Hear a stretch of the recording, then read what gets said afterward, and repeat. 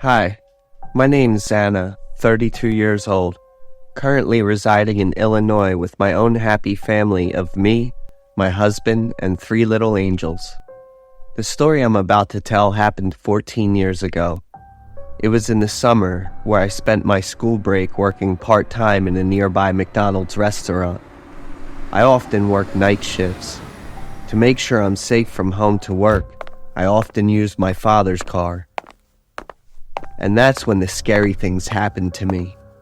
I remember that was a super busy day, when even with a full complement, our chef was barely enough to cover all the guests.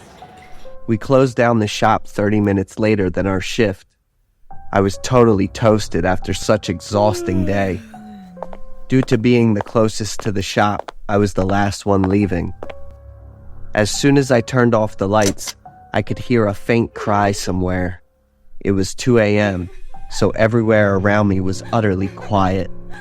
I stood still, trying to lift my head to listen.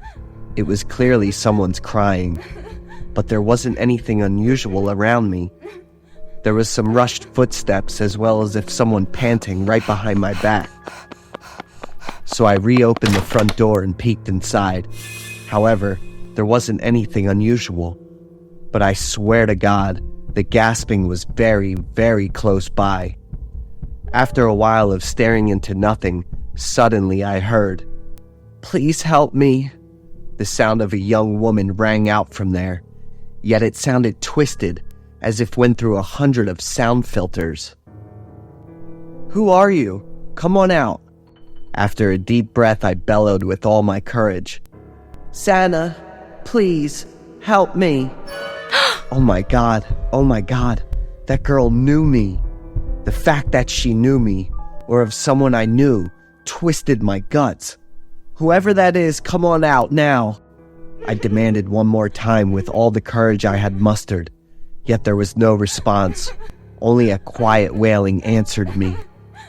That's it. I had enough of their game, I thought to myself, losing patience. Plus my eyelids and soaring feet were slowly torturing me. So I closed the shop quickly and made my way to the parking lot. I made sure to have locked all doors from inside before turning the key. As soon as the car grumbled and moved out to the aisle, there was a white shadow jumped straight on my path, prompting me to hit the brake with all my might. "Holy shit!" I yelled aloud as my entire body tilted toward the steering wheel. Thankfully, I was conscious enough to not step on the accelerator. Yet even with all that, my heart was beating like it's gonna fall out of my chest. When I lifted my eyes up, I could see a young woman, totally naked, trying to stop my car from leaving. She's knocking on the door frantically, tears running from her frightened eyes. Took me a while to realize she was Nicole, my classmate. I immediately opened the door for her and showed her the blanket that often reserved for my sleep. Her body was dead cold, even though it's an Illinois summer night. Nicole begged me to call the police. Her mother and siblings needed urgent rescue. It took me 3 times to successfully dial 911. My hands were shaking with all the adrenaline and fluctuating emotions. Nicole wasn't looking so hot at all. After telling her home address, she blacked out completely. Her body was full of bruises. Something very, very horrible must have happened to her. 10 minutes later, the police arrived with an ambulance and paramedics. It was around 3:30 a.m. The paramedics brought Nicole to the hospital, while a police officer escorted me home. I was now safe, but I couldn't sleep. Nicole in her distressed state kept bugging me. The next day I saw on the morning news that a woman was shot 3 times and in critical state. With a gunshot wound to the head, it was a miracle that she was alive by the time the police got there. In the household, there were 3 other children of 12, 8, and 6 years old bunkering up in their room. The 3 children were in a state of shock, but fortunately intact. The perpetrator was the husband and the father of the household. And the crime scene was Nicole's house. The revelation on the news stunned me. My parents suggested me to visit Nicole in the hospital. When I got there, she was in a state of shock and wrapped in a blanket. Nicole didn't react to any questions I asked her. It drove me to tears, more when I now knew what she had been through. Nicole was a beautiful-looking, active, and very friendly young woman. Nicole's family has 4 sisters. As far as I heard, they were of steps and half-siblings. Nicole was stepsister to the 12 and 8-year-old girls. The youngest one of 6 years old was the half-sibling of both. After recovery, Nicole told the police what happened that day. She heard a series of gunshots at around 1 a.m. After calming down, she moved to her younger siblings' room to check on them. But before getting there, a tall figure had entered the room. That was her stepfather, who barged in and tried to rape her. She managed to put up a fierce resistance, but to little avail. After a series of beatings and realizing she would soon run out of breath, she told the man to go to the bathroom to get prepped, and then sneaking out from there, naked. The rest of it was history. Not long after recovery, the little family was further torn apart from the death of their mutual mother. The monster that was the father was sentenced to life, while the siblings were designated to their respective relatives. Nicole and I, after the incident, we were getting very close. She was a very successful woman who was the bridesmaid on my wedding. Though far apart, her siblings remained very close, even though they weren't of the same bloodline. The pain might drive us apart or pull us closer together. It was all about how we handled our pain. At midnight in a fancy Houston apartment, Orla was anxiously pacing around the living room. The TV was buzzing with news about mysterious disappearances, and they still couldn't find the person responsible. Orla listened closely to the news, her face showing fear. Suddenly, there was a knock on the door. Orla was startled. It would have been a normal sound during the day. But it was midnight now, and the tension from the news had Orla freaking out. The knocking continued, and Orla walked up, peered through the peephole, and raised her voice. "Who is it?" Suddenly, a white eye appeared in the peephole. "Hello, I'm the building's fire safety maintenance staff." The sight of those white eyes startled Orla again, and she instinctively stepped back. That guy looked like he was trying to peek into Orla's place through the peephole. Orla was totally thrown off and answered with a stutter. Are you here to check the fire stuff at midnight?" "This is my last stop, trying to wrap up today so I can have tomorrow off. Hope you'll help me out." Orla was still really unsure and cautious, but the guy kept knocking harder, so Orla had to open the door. As soon as Orla opened the door, someone pushed it quite forcefully from outside. In front of Orla was a guy, around 40, dressed in a staff uniform. He said his name was Julian and flashed a big smile. He had a special tool in one hand, gripping the doorknob tight with the other, and bracing his foot against the door. Seeing Orla looking worried, Julian said he'd try to wrap it up fast and head out, since he was beat after a long day. Orla stepped aside to let Julian come in. Getting inside, Julian didn't get to work right away. He sat down on the couch, checking out Orla's place with a smile. Julian started talking nonsense, acting all confident about it. Orla was still by the door, looking totally confused and worried. Orla kinda shrugged and gave short answers to Julian's questions, looking pretty uncomfortable. Orla reminded Julian to get back to work, and he instantly dropped his smile and stopped his rambling story. Julian glanced at Orla, a bit annoyed that she interrupted him. He got up and started checking around the fire alarm in the living room. Only then did Orla finally feel brave enough to step away from the door and head to the kitchen. As soon as she walked past Julian, he joked with her.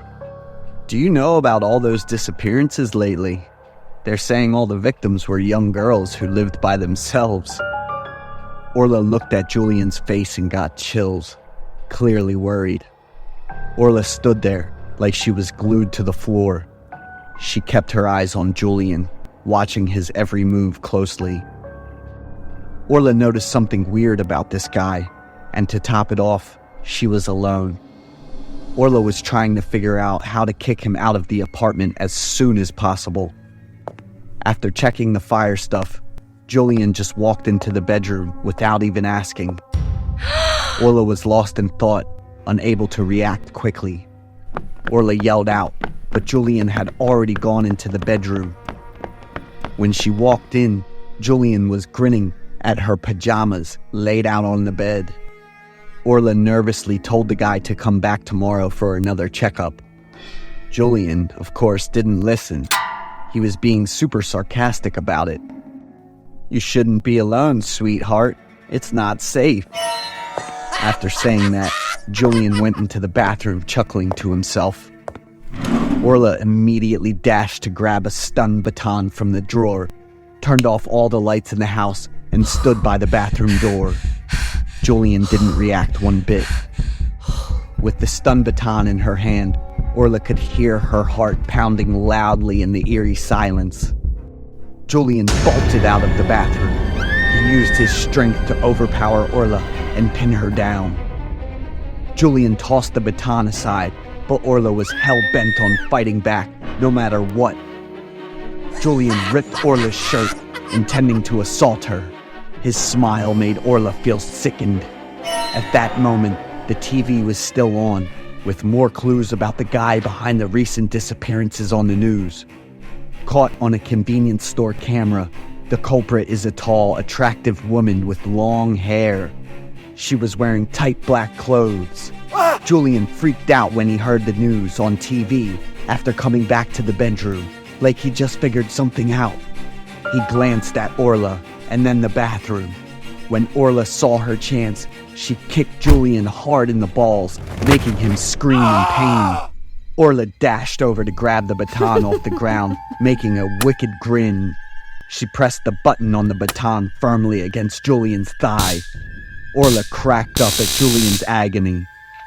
She stepped away briefly and came back with a sharp knife in hand, pointing it right at Julian's face. Turns out, Orla's the one behind the disappearances. In the bathroom, Julian spotted the outfit she always wore when she was up to no good. Getting caught by camera, she's been glued to the news, feeling all worried and unsure. Even though Julian kinda knew Orla's true self, he couldn't resist his desires. Thinking he could totally get Orla to give in, he didn't split right away, but wanted to mess with her a bit first. Julian was freaking out, bawling his eyes out and begging Orla to let him live. But with the icy heart of a killer, Orla's answer was a flat-out no. 2 days later, the news said another person had gone missing in the city. This is the first man to go missing out of all the cases so far.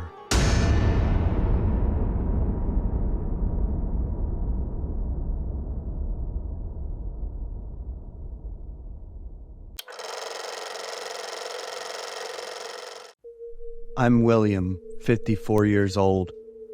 I used to work as a construction worker, yet recently allowed early retirement due to the tough work conditions and the union requests. I had 2 grown-up children under my belt, my son Jeffrey, 30 years old, and my daughter Aileen, 25 years old. Both of them were single. I raised the 2 of them by myself, and to be honest, I managed to do the best that I could. My wife's Rachel had passed away 20 years ago. It was a day she's working night shift, which I promised to take her back from work.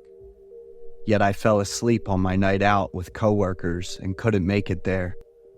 I woke up at 2 a.m. when Jeffrey called me and handed me the telephone with a stranger on the other line. The stranger was a police staff, announcing that my wife had passed away in the hospital. I couldn't believe what I just heard. All I could do was to hug my son tightly, who was just 10 years old. My wife was a victim of a robbery gone wrong. She was beaten severely by the very taxi driver taking her home. On the day of her funeral, I was literally a shell of myself, with only the two anchors were my children. The pain of losing my wife, leaving my two young children to fend for themselves at the very young age, devastated me. I could never forgive myself for leaving my wife alone on that night, fending for herself. All the while, I was drunken, asleep. It's been 20 years already, and not a single day I didn't think of Rachel. I dreamt of her almost every night. So on last Thanksgiving, I decided to take the kids in the woods to commemorate my late wife. She and I had a lot of camping trips in the past, with me being the city boy while she's a naturalist. I and the children arranged everything neatly. It's a cabin in the woods where we will be staying here for a night. After arriving to the campsite, Jeffrey and I did the prep work for the fireplace and food procurement while Aileen went around taking pictures of the scenery. I wish Rachel was here to see the kids now all grown up. When we were preparing the firewood for the barbecue, I noticed someone silently watching us from afar. It seemed to be a woman, young and slim, from across the tree line. When Aileen called me, it jolted my eyes away for a few seconds, and the woman disappeared when I looked back. Must be another camper or hiker, I thought to myself. After the food was done, we got to the small dining table to eat. The three of us all pray for Rachel in heaven to be in peace. Throughout the dinner, I told the kids about Rachel, their mother, about the things we went through, the things that all four of us went through, like it had always been. Especially for Aileen, she didn't have much memories about her mom. In the corner of my eyes, I spotted that woman one more time. She's now getting closer, and I could see her clearly. I wasn't sure why, but this woman exuded a very familiar aura around her. Noticing me seeing her, the woman turned away. I stood straight up, feeling an urge to get closer to her. Then, I hit the table and jolted back to reality, much to the surprise of Jeff and Lana. "What's up, Dad?" they asked me. And in that split second, when I looked back, the woman's completely gone. I went back to the table, but couldn't get back to the stories anymore. The night temperature dropped sharply, this deep in the woods, forcing us to stay within the warmth of the cabin's walls, heated up by the flickering firewood. I decided to tell Jeffrey and Aileen about the woman I saw earlier. I think she was in distress, and I would help her if she really needed help. I felt she was very familiar. My two children were curious when they heard about that woman. Jeff told me that I should tell him the next time seeing her, while Aileen told me to be careful around strangers. "Thanks, kiddo. I'll keep that in mind," I laughed, gently tapped on my daughter's forehead. I stood up to the kitchen to get more water for the kettle. On the way there, I accidentally lifted up the curtains around the dining table. A woman standing there startled me. She was so close that I could clearly see her there in front of me. That was Rachel. No, it was the Rachel, still wearing the same clothes on her last day. I yelled out her name and ran straight to the window, not paying much attention to the still closing wooden frame. Needless to say, the collision knocked me to the floor. The loud commotion jolted my two children. They came around worryingly. It's Rachel out there in the woods," I told them, while Jeffrey carefully scanned around the cabin, seeing nothing but eerie woodlands. When I came over, both of them were worrying that I might have something wrong with myself. Especially Aileen. She's worried that I might have Alzheimer's. Nonsense! I swear it was Rachel. I've seen her with my own eyes. I cried my guts out, sure of what I had just seen. Jeffrey and Aileen decided to end this camping trip earlier and take me home early tomorrow to see the doctor. I reassured the children and returned to my bed. That night, I once again dreamed about Rachel. But it wasn't the nostalgic dreams as usual. This time, it was the dream about her getting beaten badly, suffering all on her own. Rachel cried, asking why I didn't come there as promised. Woken up by the nightmare, I couldn't go back to sleep again. In the morning, I declined my children's offer of taking me home. I had to find Rachel. I needed to talk to her, that I missed her for all those years. I needed her to know that I am truly sorry for what I'd done. Jeffrey and Aileen must return due to their work, so they had to leave me there. But they worryingly told me to keep in touch at all times. Alone in the cabin, I stared at the beautiful Rachel on her wedding day. The old picture I had always kept in my wallet for many years. When I went out to get some fresh air, I saw her once again, in the distance. This time, there wasn't anything that held me back. I immediately chased after her. Despite my consistent yelling for her, she just kept going. I went to a small lake in the woods before lost track of her. Suddenly, it's her voice coming from the middle of the lake. It's she calling me. I was happy, yet sad at the same time. I begged her for forgiveness. Slowly, I drifted myself further and further into the water, until the voice of Jeffrey and Aileen jolted me back from my trances. Rachel had completely disappeared from my sight. It was then that I realized I was halfway into the deep water, my feet and legs completely squeezed shut by the muddy silt. Now, fully awakened, it's time that my survival instinct kicked in. Jeff and Aileen had called off their work for today, feeling worried in their guts. After dragging me ashore, my two children cried like the time they were kids. They were so afraid I did something foolish. It was at this moment I realized Rachel wasn't here anymore. She had left 20 years ago now. It's all in my head, that I made up to cover for my desires to see her again and to have her forgive me. I almost let myself down in both my sorrow and this cold lake. I had to let the past go. It's all about the present, for Jeffrey and Aileen. I went back home with my children. Right now, I was pretty content with my life. I have joined many senior clubs, making many new friends there. And in the corner of my mind, I believe Rachel had forgiven me long, long ago. I'm Jonathan, 31 years old. I work as a long-haul bus driver. Currently, I live with my wife in the town of Galena. That evening, I received a late-night passenger ride to the town, about a 3-hour drive from my home. After safely dropping off the passengers at 11 p.m., I immediately headed back home. As usual, I would find the nearest motel to spend the night before returning home in the morning. But that day was very important because my wife was about to give birth and was waiting for me in the hospital.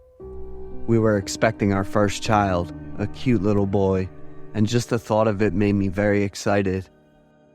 I searched on Google Maps for the shortest route home. Following Google Maps directions for about an hour, I turned right off the highway onto a narrow dirt road.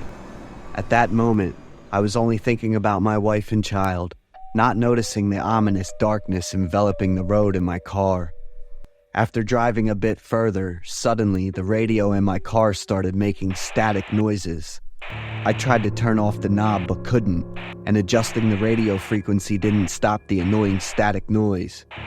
Feeling helpless, I lightly tapped the radio and thought there might be a problem with it. Suddenly, a woman's voice came from the radio. Please be advised, ahead you will encounter a landslide on the road. Absolutely do not talk or make eye contact with the people there unless you want to endanger your life. I was extremely surprised, but then thought it might be some program airing on the radio. After driving a bit more, the road ahead indeed had a landslide and there was a warning sign. I looked around in astonishment, and 2 rescue workers emerged from the darkness. I couldn't see their faces clearly, only their silhouettes. One was very overweight and the other was thin. They slowly approached the BMW parked in front of my car. The owner of the BMW stepped out and politely greeted them.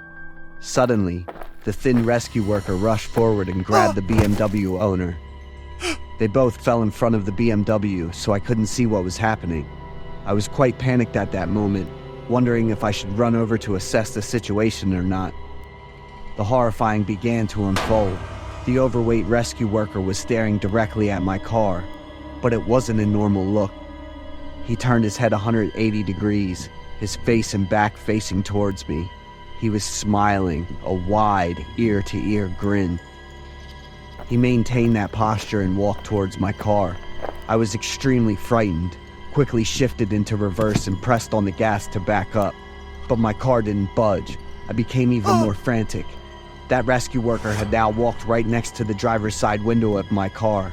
I remembered the instructions from the woman on the radio, not to talk or make eye contact with the people there. I trembled, trying to keep my gaze straight ahead. The rescue worker leaned down to look into my car, still wearing that eerie smile. He repeatedly pounded on my car window, not with his hands but with his head. My heart was pounding at full force, and I closed my eyes, gripping the steering wheel tightly. The pounding grew louder and more intense. The only thing in my head at that moment was my wife and the soon-to-be-born child. I don't know how long after the pounding stopped. I took a deep breath and slowly opened my eyes. The overweight rescue worker was still staring into my car and smiling. In front of me was the thin rescue worker, his body covered in blood. I didn't know what he had done to the BMW owner. My car was now started. I immediately reversed and sped away at 62 miles per hour.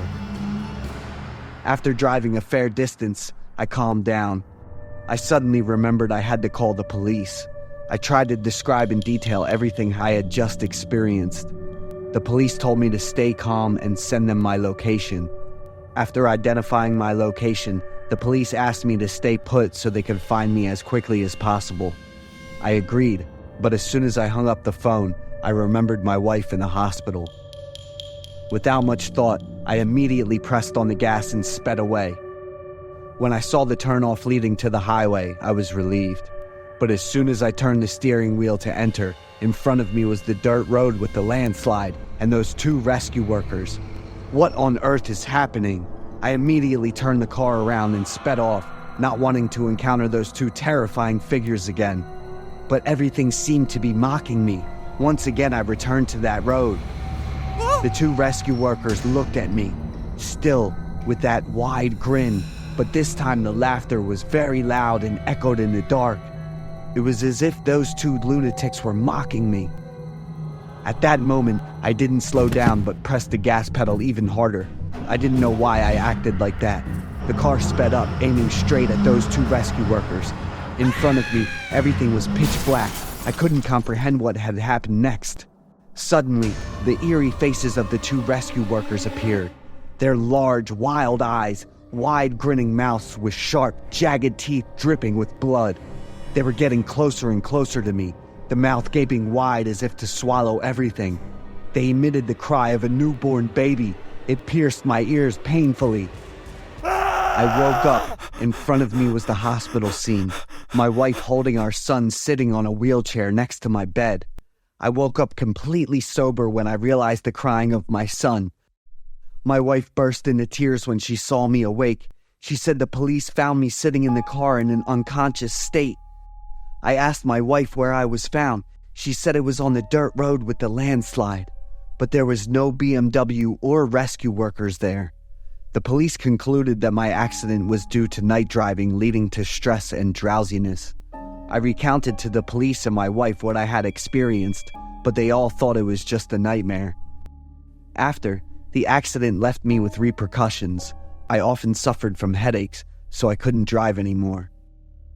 My car, after being repaired for a week at the garage, was brought back home. Strangely, the dirt on the driver's side window couldn't be cleaned. I realized with a start that it was the mark when the overweight rescue worker used his head to pound on it. Until now, I still couldn't explain everything that happened that night.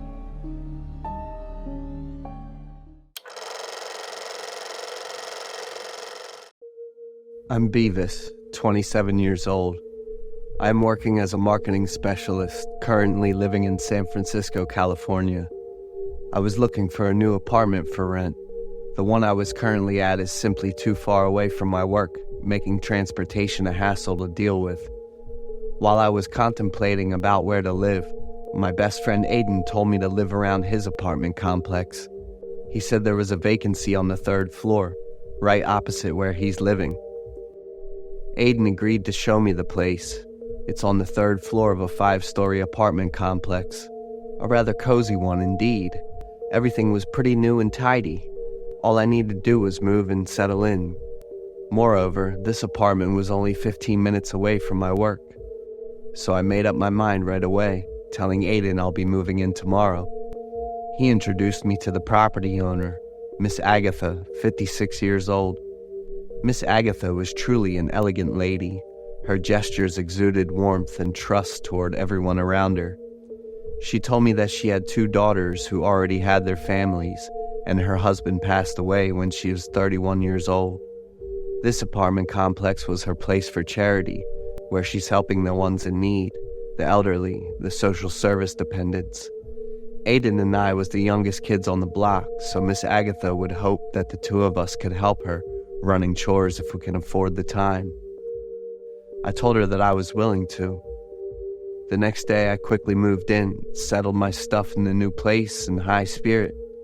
I also took my time to greet the neighbors around me, 8 persons in total. The ones that had just broken in around 1 to 2 months, they were the healthy people. The rest had their health not in the greatest of shapes. Those were the old folks that had been residing here for 2 to 4 years. Miss Agatha would be living on the 1st floor. With the majority of people the elderly, the atmosphere here was superbly quiet. I felt very lucky to land in such a good place. One evening, after returning to the apartment from a party, I've seen Aiden. He was kind of tired, as if went to some very laborious tasks. Surprised, I asked him what he'd been doing that left him this tired. He said Miss Agatha told him to assemble for her a wooden chest for the old books that she had. Really? At this late hour? Yeah, Aiden replied joyfully. Probably I was busy all day that only this late hour she's able to contact me. I and Aiden parted ways afterward, each returning to one's respective quarter. A few days later, I had been noticing that Miss Xavier next door hadn't been appearing for many days.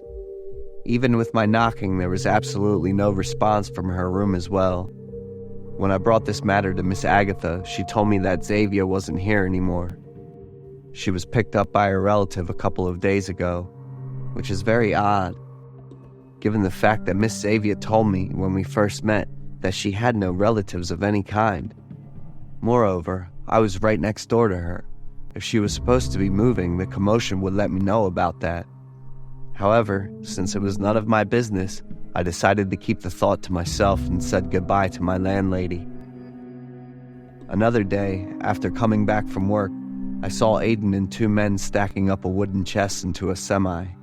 I came over to help, and only after stacking up the chest into the trunk, I asked Aiden, "Isn't that the wooden crate Miss Agatha told you to assemble for her books?" "Yup, and those books are going to be donated to the city's public library." As the semi sped up and away from view, I pondered to myself, that's a lot of books, and there's absolutely no storage within her apartment at all. Weird. One Sunday morning, Miss Agatha took an elderly couple to show them around, leading them to the apartment on the 4th floor. I asked Aiden and was told that the elderly couple would be residing in the Smiths' apartment. The Smiths? They had already moved out? I remembered that Mr. Smith had been very sick and bedridden for a year now. It was a surprise that they were able to move out all on their own. A Saturday night when I was busy working with the work documents, suddenly there came knocks upon my front door. It was Miss Agatha wanting to ask me for a favor. Without even knowing, I immediately said yes to her request. I was told to help her with disposing some big garbage bags from the storage garage of the apartment and bring it to the processing area. The request surprised me. It was already 10 p.m. and tomorrow is garbage collection day. Why all the hassles, I asked. Miss Agatha said that these garbage bags were rather heavy, also reeked with rotting smell, so it's not very ideal to leave it on the front of our apartment complex. I happily obliged without any further questions. I had to say, her definition of garbage bags is kinda skewered. They're much larger than my expectation.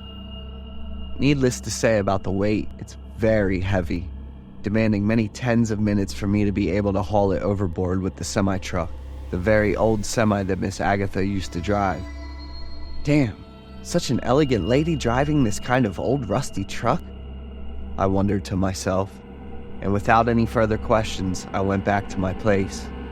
On the next day, the news broadcasted the discovery of a large wooden crate containing the bodies of 3 individuals, 1 male, 2 females. All were of the elderly. Wait a minute, isn't that Miss Agatha's crate full of books? I immediately went over Aiden's room to ask him about the news, but he's not home. In fact, it's been 3 days already. He's not home. I went back to my room. My head was filled with questions when suddenly the police siren rang from downstairs. I quickly went over, seeing a lot of police officers gathering in front of my landlady's apartment.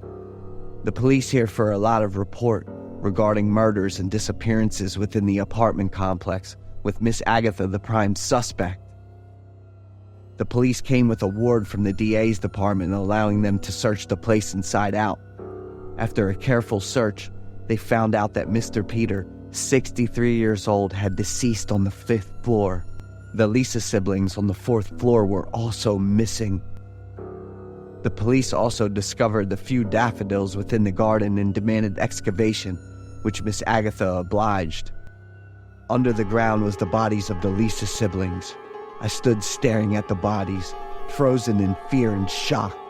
When the police came over and asking me to cooperate, I wasn't able to recollect myself after the initial shock. I remembered my friend Aiden and the garbage bags I helped her dumping the night before. I bursted into tears, begging the police officer that Aiden was still alive and not turning into pieces stuffed inside garbage bags. But the truth was always bitter and haunting. I unintentionally helped that evil woman in disposing my best friend's body. After a lengthy investigation, Miss Agatha was announced to have committed multiple counts of first-degree murders. It turned out there was no kindness here of any kind. That hag had exploited the trust of these elders, feeding them poison for many days and weeks while living off their meager pensions and social service supports. Everything I had been suspecting turned out to be correct. Behind the mask of kindness and elegance, after all, was a vicious hag with the evil to match. She was cruel enough to cold-heartedly butcher all those innocent lives for just a few bucks. The evil that, if left unchecked, would make me become the next Aiden in her scheme.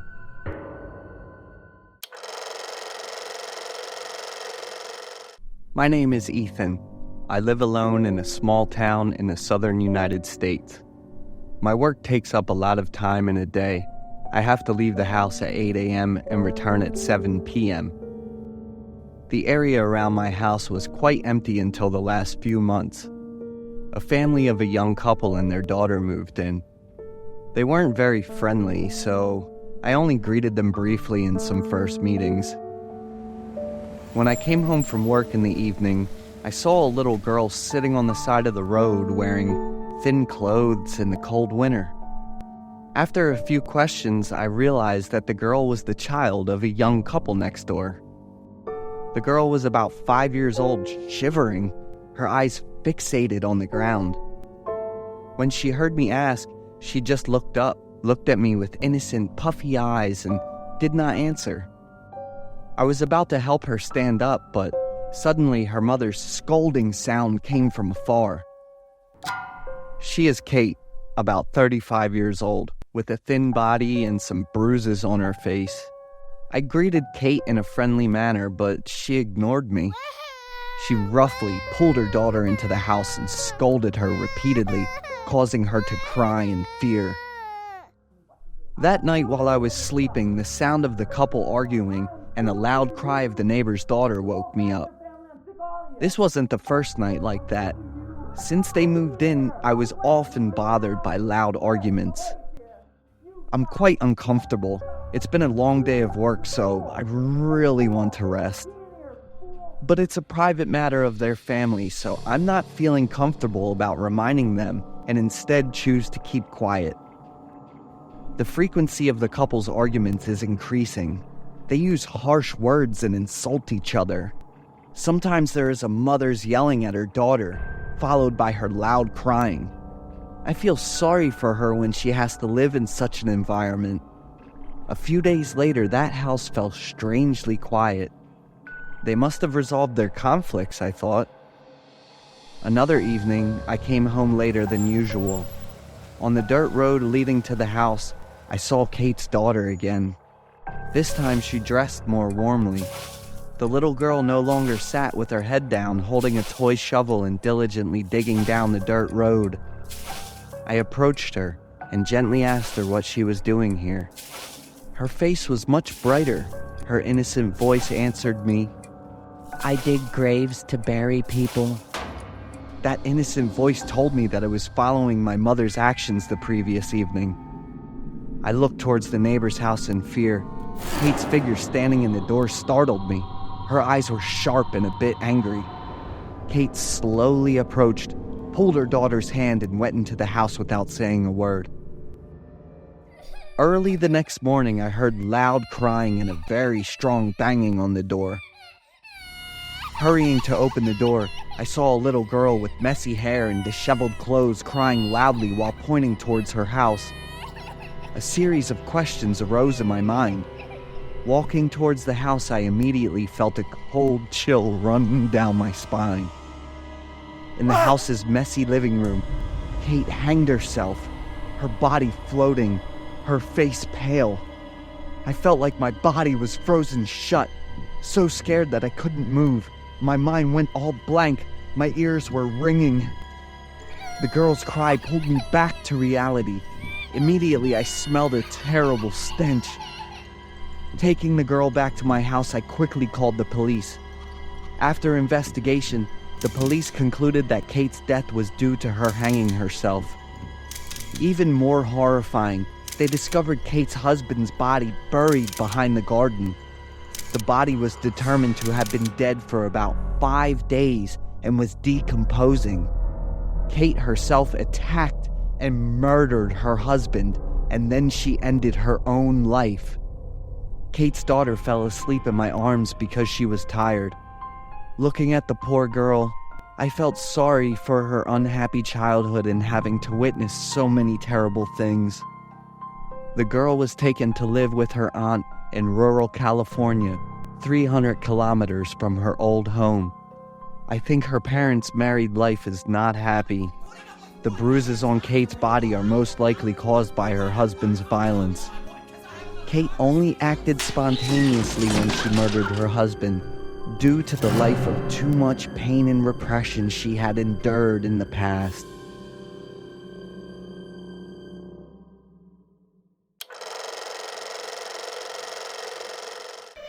My name is John, 22 years old, working as an employee at a Domino's store on the outskirts of town. Although the restaurant is small, it is quite busy, especially in the evening. One late night around 9:30 p.m., the restaurant only had 1 to 2 customers left. That night, I worked with a colleague named Mary. The bell rang, signaling that the store had customers. Mary was busy, so I went to the counter to continue. I quickly wiped my hands on my apron and ran out with a cheerful voice. But the weirdest thing was there was no one around. At first I thought it was child's pranks. I was about to turn around and go inside when suddenly a customer walked in. In front of me was a tall, thin man with a pale face and deep black eyes. He was wearing a long black coat, looking quite sloppy. I politely asked him what he needed. He ordered a large pizza with mushrooms and bell peppers on top. Nothing else. The strange thing was that he asked me to cut the pizza into equilateral triangles, each side exactly 13 centimeters long. I think he's probably quite picky about what he eats. Quickly making pizza according to the customer's request, I carefully measured and cut each pizza slice to exactly 13 centimeters. As I cut into the pizza, I felt cold air run down my spine. I looked up a bit startled. There was something strange about the man's silhouette on the wall, as if it was twisted and deformed. I gave him the pizza. He gave me a lot of change. He stared at me and gave me a scary smile. I shivered a bit when his hand touched mine. Looking down, I was startled to realize that there were no fingers in his hand, only sharp, fleshy tips. My body trembled, unable to move. I kept looking towards that man until he was gone. I still stood there without moving until Mary ran over and patted my shoulder. She asked why I was standing here, and I explained that I had just sold a large pizza to a strange man. Mary seemed surprised and told me that she didn't see any customers, nor did she see me selling any pizza. She said the store had been empty for a while. She was cleaning the kitchen and couldn't find me. To my surprise, I confirmed that I had indeed sold a large pizza topped with mushrooms and bell peppers to a man. I put my hand in front of Mary and said this is the amount the customer paid. Both Mary and I were startled when we saw a handful of soil full of insects in our hands. I panicked and threw that horrible thing to the ground. Insects crawled on the floor. Mary screamed in fear. Mary and I decided to check the store's security cameras to review the entire incident. However, I didn't see any customers entering the store. The whole thing was just me standing in front of the door talking to myself. Not believing what I saw, I checked the pizza cutting area again. But Mary and I were shocked when we saw a pile of soil full of insects on the kitchen table. I decided to report it to the police. It was absurd and ridiculous, but all the evidence I had was a handful of soil full of insects. Police discovered dirty footprints in front of the pizza shop that ended right at the right turn next to the store. The strange thing is that the distance between the steps is exactly 13 centimeters. After a period of investigation, the police did not find any trace or information related to the strange man or the horrifying event that Mary and I experienced. Mary and I quit our jobs right after that because we were so scared. After 2 months of quitting my job, the face of the man who bought the pizza that day still did not let me go. One morning I read an article that found the murderer of a construction worker 5 years ago. The poor worker was then 31 years old. He was pushed into the concrete mixer. His body was mixed with concrete and soil. His decomposing body was buried with the concrete and cement right under the foundation of the structure. I felt my heart sink when I read about the construction project of the pizza shop that I worked at 2 months ago.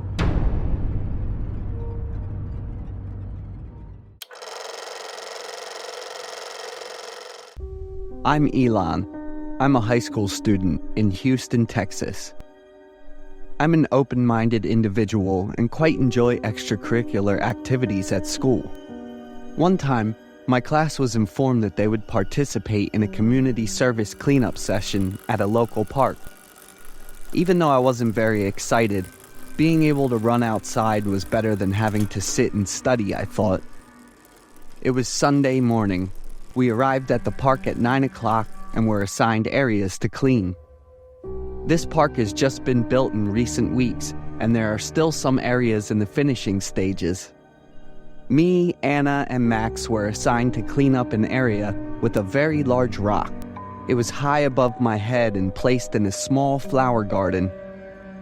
I observed the rock and saw that it had a very strange shape. There's also a cross engraved on the stone, but it seems to be upside down. I told Anna and Max, but they didn't pay attention to what I said. I guess I'm no expert in landscaping, I muttered.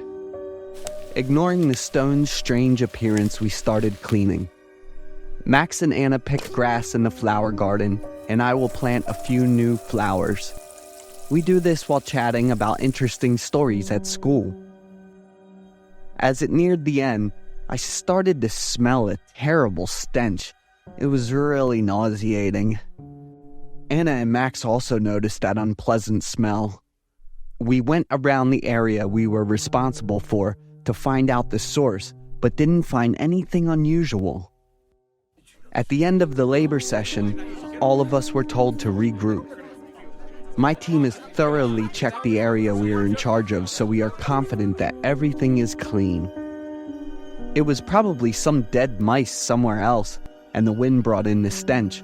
We told each other that and happily left. A few days later, we organized a picnic ourselves at the park we cleaned, this time with Ethan and Mary. Returning to the flower garden the other day, we were happy because the newly planted flower trees were lush. My friends and I spread out the carpet next to it, ate together, chatted, and took pictures. About 15 minutes later, it suddenly started to rain. We quickly packed up our things and ran to a nearby shack to shelter from the rain. Where we were standing outside the rock, a brown liquid began flowing out. The stench rose again. This time it was much worse. We were stunned to see that strange thing and looked at each other, confusing and scared. About 20 minutes later, the rain stopped. Me, Max, and Ethan came closer for a better look. Mary and Anna fearfully huddled in the shack. Even though I was scared, a feeling of curiosity was taking over me.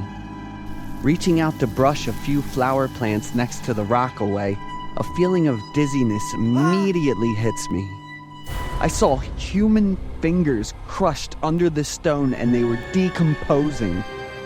I screamed out in fear, almost to a panic attack, crawled out to yell at my friends to quickly call the police. The police arrived and immediately searched the scene. Max and I stayed behind to give our statements to the police, while Ethan took Anna and Mary home first because they were so panicked. The police found out that there was a body crushed underneath and immediately sent the tow to move the stone away. Seeing the entire scene unfold, I was shocked to the core by the corpse underneath. The body was no longer in one piece. It was decomposing. The stench and sight was horrifying to witness. The police thanked Max and I for the cooperation, then told us to go home first. Maybe during construction the stone was placed in a different position and collapsed over the poor worker while he was inspecting the project. So my feeling about the stone's strange position is correct. The man's body was processed and returned to his family. That stone was later demolished by the park management board and a flower garden was planted in its place. To this day, that scene still haunts me. Extracurriculars now brings me the dreads. I always imagined that I would discover another terrible thing around there.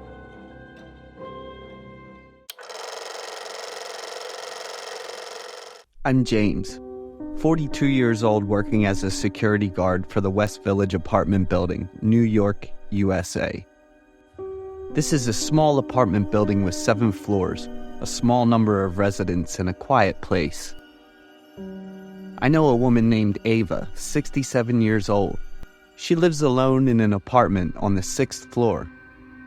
Ava is reserved and prefers to observe everything around her. She has gone through many things in life. Her husband and daughter died in a car accident, and since then, Ava has lived alone. I often talk to Ava, feeling very peaceful and warm. If my mother were still alive, she would be the same age as Ava is now. One evening around 11 o'clock, I was on the night shift. Suddenly, footsteps and murmurs rang out. 6th floor, house number. 6th floor, house number. The sound of footsteps and mumbling grew closer and closer. I startled to see the silhouette of a woman with loose hair. It turned out to be Miss Ava. She doesn't remember the house number and has been wandering around the apartment since afternoon. Ava said she asked for help from several people here, but they all ignored what Ava said. I took Ava back to her apartment and brought her some food. Recently, Ava began showing signs of Alzheimer's disease. Ava forgot what I said just a few minutes ago. Ava's illness worsened as she continued to wander and mumble every night. For about 2 days now, I haven't seen Ava anywhere. I worriedly went to Ava's apartment and rang the bell many times, but Ava didn't open the door. I called Ava and heard the bell ringing from inside the house. Feeling that something bad was going on, I immediately informed the building management, telling them to quickly open Ava's apartment. After opening the door, I and the management board went into the apartment. Everything in the apartment is still intact and tidy. There were no unusual signs. The only unusual thing was that Ava could not be found. The building's management board immediately called the police, and the footage from the camera in the apartment were also provided. The last image recorded by the camera was when Ava entered the elevator on the 3rd floor and disappeared. People in the apartment complex don't pay much attention to Ava's disappearance. The search for Ava is still ongoing. It's been 10 days since she went missing. Late that afternoon, I was informed by the people living in the 6th floor apartment that there was a fight between 2 men. I immediately ran into the elevator to go to the 6th floor. When the elevator stopped, I looked up at the display board and was startled to realize I had pressed the wrong number 5 for the floor. Before I could press the elevator to go to the 6th floor, the elevator door opened. Immediately, the stench entered my nostrils. An object immediately fell on me. I reflexively raised my hand to block it. It was Ava, to be exact. It was her body. Her face was close to mine, gray, her hair hanging down, and a terrible stench. My hands could feel her flesh melting as I held the body. I was shocked and speechless. The elevator warning sound kept ringing. I dragged Ava's body into the elevator and pressed the button to go down. The building management board and police were present to get information and scrambled the scene. And I stood looking at Ava's body for a long time. After investigating and documenting all information, the police concluded the cause of her death as follows. The 5th floor of the building was blocked by an iron door, 50 centimeters from the elevator door. The iron door was locked. Because of Alzheimer's disease, Ava mistakenly pressed the elevator to the 5th floor and not the 6th floor. Ava walked out of the elevator door before she could turn back. The elevator closed and went down. The 5th floor is an area that was acquired a few months ago, so no one goes there anymore. So she had been stuck here for the past 2 days of her disappearance and all the days of searching. The police tried standing at the location where Ava was stuck and yelled, which was clearly heard by part of the area on the 4th and 6th floors. So why didn't anyone heed Ava's plea for help?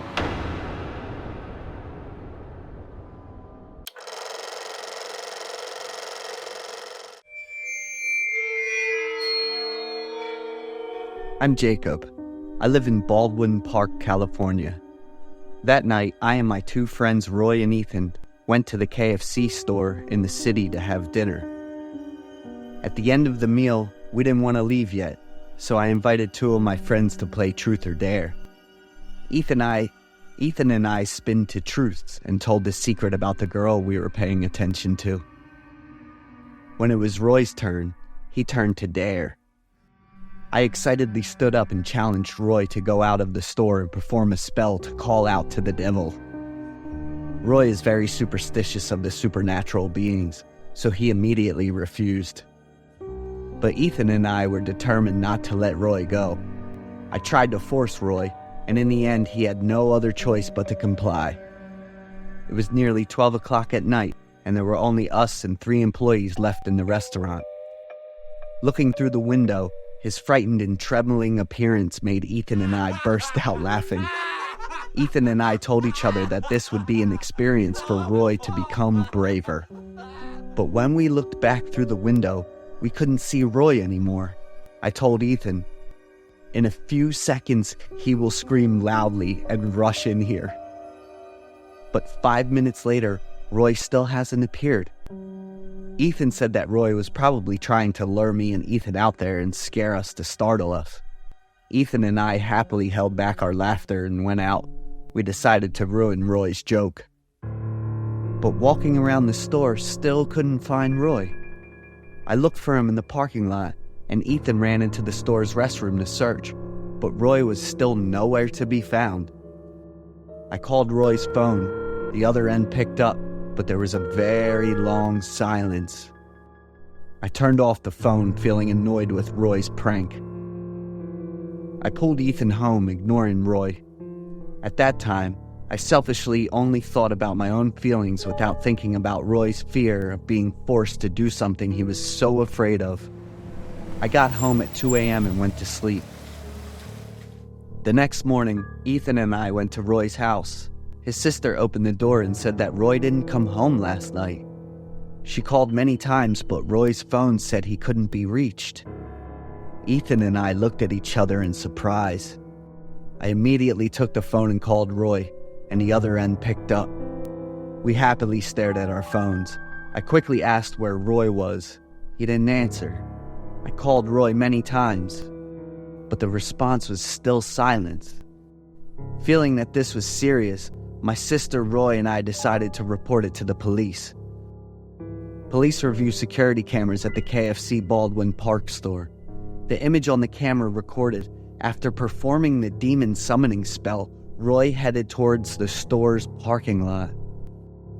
But when taking image data from the parking lot camera, Roy was nowhere to be seen. Only saw a red shadow passing by, while Roy was wearing blue clothes. Continue investigating Roy's disappearance. The police said I should call him so they can trace his location via the phone signal. Once again, this option failed when the police signal tracking system failed to pinpoint his exact position. Where did he end up? That's the question that's always on my mind. It's been a week since Roy went missing, and all police search efforts have come to a dead end. I'm really confused and regretful. I wish I hadn't thought of that stupid game. One evening, I was having a meal in the kitchen when I accidentally looked out the window and suddenly saw Roy. Roy smiled when he knew I saw him. I stood up and called out happily. Roy smiled devilishly, with 2 sharp fangs and bloodshot eyes. I was stunned for a few seconds. Looking closely again, Roy returned to his normal state. Rushed out, but Roy had disappeared. Maybe I was wrong. I've been thinking too much about Roy these past few days. It was around 12 o'clock that night that I went to bed. When I was about to lie down, I saw Roy again outside the window with a devilish smile. I was so scared. How could he be there? My room was on the 3rd floor. Getting out of bed, walking towards the window, I slowly put my hand on the handle and opened the window. But there was no one there, just the dark and quiet space of the night. Suddenly, a loud, terrifying laugh rang out, and I turned around in surprise. Immediately, Roy, with wide eyes, wide mouth, bearing 2 sharp fangs, rushed to push me down. I lay in a pool of my own blood, looked up and saw Roy's face gradually turning into Satan's. Roy looked at me and laughed loudly. I screamed loudly and jumped up. The terrible dream I had just made my head hurt. My heart beat so hard it was hard to breathe. Quickly looked towards the window. It had been open for some time. I quickly rushed to close the window and close the curtains. The next morning, my body felt like it was drained of all its strength. Lying in bed, I called Ethan. I wanted to tell him about last night's dream. Ethan's mother answered the phone. She was sobbing, her voice distorted. Ethan crashed through the window from the 13th floor of his apartment last night. He was lying in a pool of blood with his body in pieces. I was dumbfounded by what I just heard. I turned around to look at the window. The curtains had been pulled open. On the glass window was printed the left hand with the index finger and little finger pointing up, while the remaining fingers were bent down.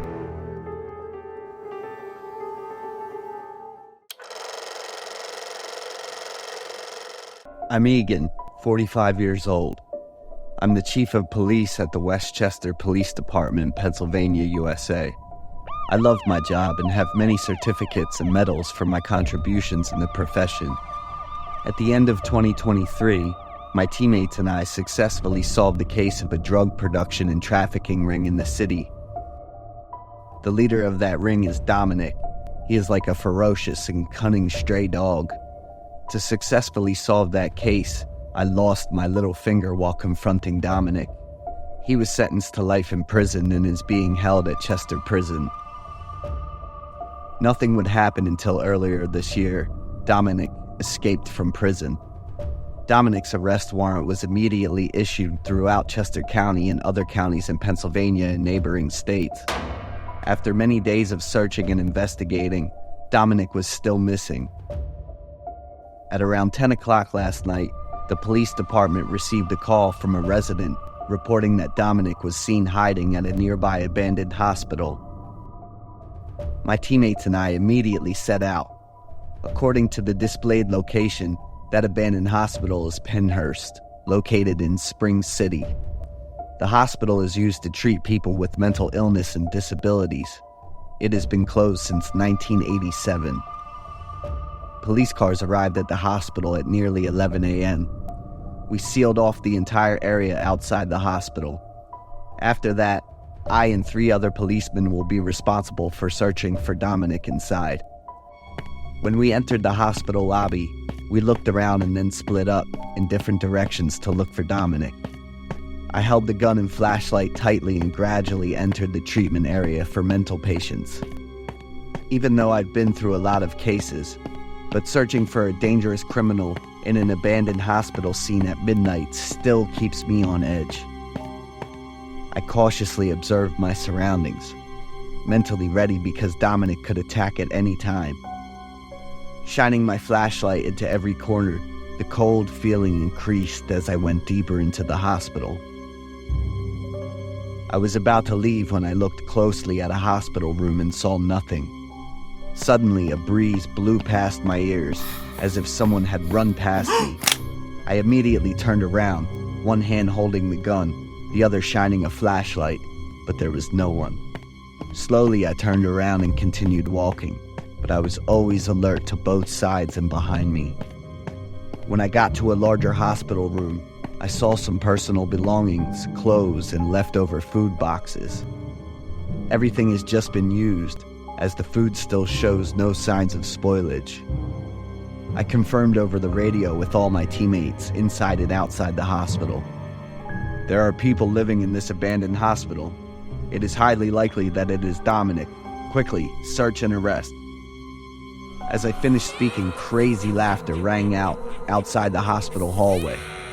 The laughter was very loud and echoed in the dark and cold space. I quickly ran out into the hallway, holding my gun firmly and ready to pull the trigger at any moment. But strangely, there was no one there. Maybe he can turn invisible or evaporate, I thought to myself. The horror happened again. Behind me, in front of my eyes, on both sides of me, there appeared a lot of uncontrolled laughter, screams, fast-running footsteps, and the sound of wheels. It was like someone was pushing stretchers through the hallways. I was motionless for a moment, trying to reshape everything. I've heard many rumors about the horror of this hospital. What I could do at that moment was stay calm and continue looking for Dominic. As soon as I turned around, I shined my flashlight into a room on the right and was about to enter. Standing close in front of me was a strange woman. Eyes wide open, mouth wide open, neck twisted to one side. I was startled and screamed loudly, immediately stepped back and dropped the flashlight. It took a few seconds for me to calm down, pick up the flashlight and look into the room. That girl has disappeared. Suddenly, a man's panicked scream rang out loudly. The screams were menacing but full of fear. I'm sure it's Dominic's voice. I ran quickly into the hallway to locate the scream and began searching. Dominic's screams became clearer and closer each time, but there began to be weakness and despair. I ran into room 1313. The first thing I felt was the smell of blood. Looking around with the flashlight, I was startled to see Dominic's body on an old hospital bed with 2 broken legs. His body was still hot, his hand clutching a sharp knife stabbed deep into his chest. Blood continued to flow from the wound. Next to the hospital bed, there are still some medical equipment from ancient times. On the bed is a wristband with the words Lanny written on it. Could this be the name of the patient in this room? Could this be the girl I saw earlier? 3 of my teammates also ran over and were shocked to witness the scene before their eyes. Dominic's body was examined and determined to have died by suicide. There were no signs of any attack, so the case is over. But my 3 teammates and I still don't believe that Dominic committed suicide. Could it be that Dominic did something to make the soul of a woman named Lanny angry?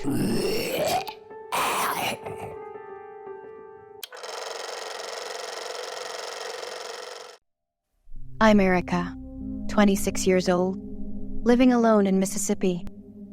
I don't have many relatives. I've been living with my grandparents in Florida since I was young.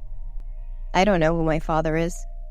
As for my mother, according to my grandparents, she was swept away and disappeared in a flood when I was 4 years old. After graduating from college, I moved to Mississippi to live and work. Mississippi is one of those states in the Gulf Coast region, heavily affected by hurricanes, floods, and tornadoes. Every year, the government evacuates us to safer areas during disasters. The people here are accustomed to and quite experienced with this. Nevertheless, like everyone else living here, I love the land of Mississippi.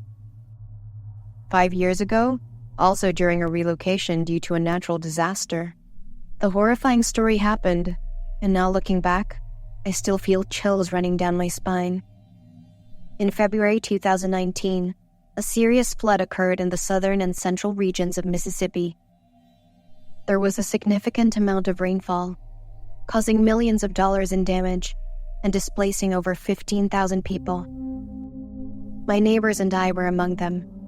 We were moved to an elementary school where there should be enough sleeping space for the overwhelming number of people. Upon arriving at the temporary shelter area, I called my grandparents to reassure them.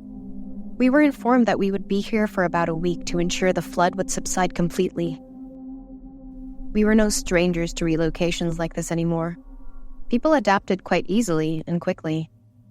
Each person would be provided with personal items, necessary food, and a sleeping bag. The sleeping bag was the horrifying nightmare for me after that relocation. Until now, I'm afraid of all the big zipper locking bags. After dinner and personal hygiene, we went to the classrooms to rest. I remember each classroom could accommodate a maximum of 20 people. I found a suitable spot for myself and lay down. I usually read before going to sleep. Luckily, I managed to bring the book I was reading before the relocation. Lying down reading for a while, I noticed a strange woman in the room. She was quite small, with disheveled clothes and a panicked look on her face. She kept pacing around the room, mumbling incessantly, clutching the sleeping bag tightly. I didn't pay much attention to her, continuing to read my book. After a while, when everyone had fallen asleep, I looked at my phone. It was almost midnight. I also marked my page and prepared to go to sleep. Just as I closed my eyes, I heard murmurs from someone. Despite trying to ignore it, it was very clear and close to me. I pulled the sleeping bag down and turned around. My heart seemed to stop for a few seconds. Right in front of me was the face of that woman. She had wide open eyes, staring at me and sporting a sinister smile. Her breath smelled terribly, like a corpse. Reflexively, I sat up, yelled loudly while moving back. Some people who hadn't fallen asleep heard my loud scream and immediately got up to check the situation.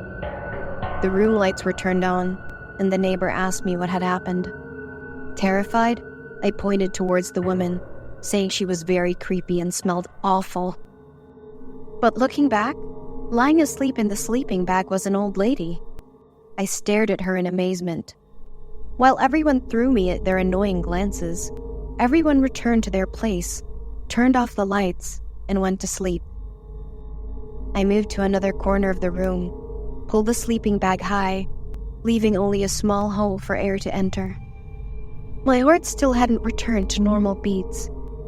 After a while, still unable to sleep, I gently pulled the sleeping bag down and looked outside. The woman was lying there, looking at me, but her head was completely turned upside down compared to her body. I tightly shut my mouth, trying not to make any loud noises. I pulled the zipper off the sleeping bag to cover my body completely, trying to regulate my breathing.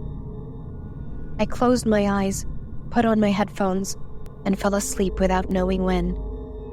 The next morning when I woke up, the first thing I did was look around the room. The woman had disappeared. About 4 days later, everything went on as usual. I never met that woman again. People in the shelter didn't care or remember anything about her. We were all happy when the government announced that the flood had completely receded. After today, we can safely return home and resume our normal lives. That night, I don't remember how long I slept. A foul smell hit my nose, causing me to wake up in a daze. That terrible smell made me wake up immediately. I sat up, looked around. Everyone was still sleeping. Turning to the left, I saw someone lying next to me, the sleeping bag covering the entire body. My neighbor Maria was lying on the right. I shook her awake. I asked her if she smelled anything unpleasant. Maria sniffed, looked around, then said she didn't smell anything and went back to sleep. But the smell of decay was very clear. Why didn't anyone else smell it? The next morning I woke up. That foul smell was still there. It made me extremely dizzy and nauseous. Everyone was quickly packing up to go home. The person in the sleeping bag next to me still hadn't woken up.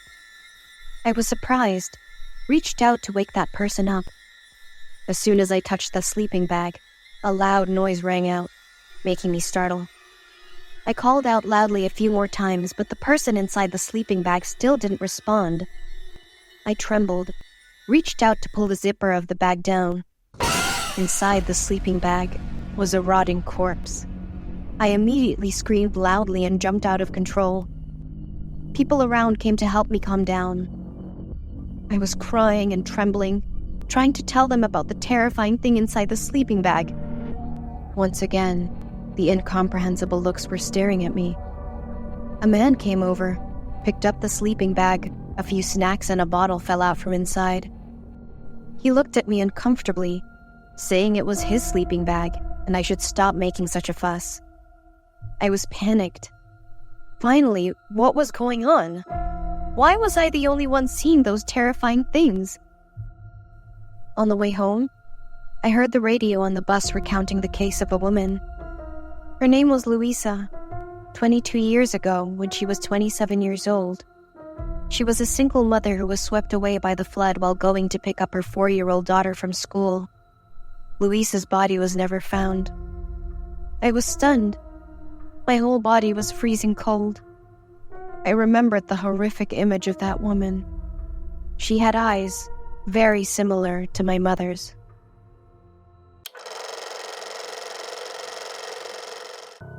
I'm Dante, 45 years old. I'm the sheriff of the Phoenix Police Department, Arizona. As a sheriff, I have undergone and dealt with every kind of case. Only the case of the abandoned house on the city's outskirts keeps haunting me and my colleagues. That was the winter of 18 years ago, in the evening when I was an investigator officer on the night shift. At midnight, there was a call at the department. I picked up the phone in a rush. That was the dispatcher. With a rather confused and urgent voice, he told me about the phone call he had had. A man with a calm tone called them. I just choked a few people, and now they aren't breathing. Then, suddenly, he laughed as if he were crazy. Number 13, McDowell Street.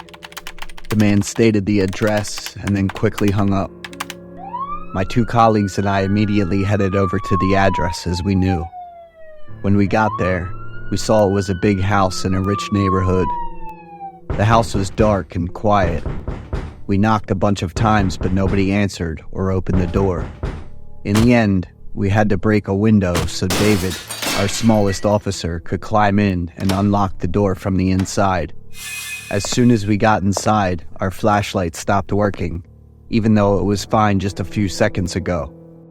We felt an intensive smell like fish in the air. On the floor, there was a sticky liquid. After fumbling around for a bit, we finally found the light switch. When the lights came on, we saw a horrifying scene. A layer of dark red blood was on the floor, spreading and soaking into the expensive fur carpet. We searched the whole house but didn't find any unusual signs or the owner. According to the investigation, this house belongs to a wealthy couple named Thomas and Daria. They have 2 kids together. After examination, they concluded that the blood on the floor was enough for 5 or 6 adults. However, Mr. Thomas's family has 4 people and 2 young children. The neighbors around insisted that this fancy house had been empty for about a month. Our team worked for 3 months and still didn't find any clues or bodies. We couldn't track down the location of the person who called the police that evening. The case eventually hit a dead end, but my colleagues and I didn't give up. The Thomas family's house was sealed off for further investigation. A month later, the police got a call saying the door of the house had been opened. We also got a lot of reports from the neighbors saying they heard occasional laughter coming from the house. The investigation team showed up right away. When we walked into the house, we all heard kids laughing. Following the laughter, we went upstairs and found a glowing toy car. One of my colleagues said he must have just seen that car on the first floor. We all just stood there, looking at each other with confused and suspicious expressions. The house still doesn't show any other unusual signs. One evening, the police got a report that some kids coming home from school saw light on the 2nd floor of house number 13. This time, we confirmed that someone was still living in the house. We armed, just in case. When we entered the house, we quickly checked the 1st floor and then headed up to the 2nd floor. Suddenly, all the lights on the 2nd floor turned on, and it startled us. At that moment, David seemed like he was in a trance. He sprinted toward the stairs and jumped down, surprising everyone. As soon as David landed, the gun in his hand went off with a loud bang. My remaining teammates and I looked at each other, totally shocked. When he got to David, he was lying face down in a big pool of blood, with a gaping hole in his head. David's sudden and bizarre death left me and the rest of the team in shock. Rumors about house number 13 on McDowell Street started spreading everywhere. The house was even more tightly sealed off. A few months later, when the investigation had stalled, neighbors told us a strange man was living in the abandoned house. When we arrested him, that guy kept insisting he had Mr. Thomas's permission to move in. So Mr. Thomas isn't dead after all. The investigation team has reopened the case about his family. The guy living there was named Leon. He said he was a longtime friend of Thomas. But when we asked him about Mr. Thomas's family, Leon said that Thomas and his wife had divorced a long time ago and that he was now single. We started to have doubts about what this guy was telling us. After carefully searching the whole house again, we found a big wooden box buried deep in the basement. Inside the wooden box were the mostly decomposed bodies of a woman and 2 small children. After examination, it was confirmed that the bodies were Mr. Thomas's wife and 2 kids. We showed Leon the photo to see if he could identify Mr. Thomas, the so-called longtime friend. He said that he had many similar features to his friend, but his features were much more youthful. He pointed out that his friend Thomas had a big mole at the end of his left eyebrow, but this guy didn't have that. I looked up Thomas's family records and found out that his dad and grandpa were also named Thomas. The case of the house at 13 McDowell Street turned into a confusing mess and became a murder that shocked the whole country at the time. That guy named Leon hanged himself in house number 13 just 3 days later. All investigation work on the case has been on hold to this day. The members of our investigation team that year still remember our unlucky teammate David and hope that one day they'll find clues to solve the case.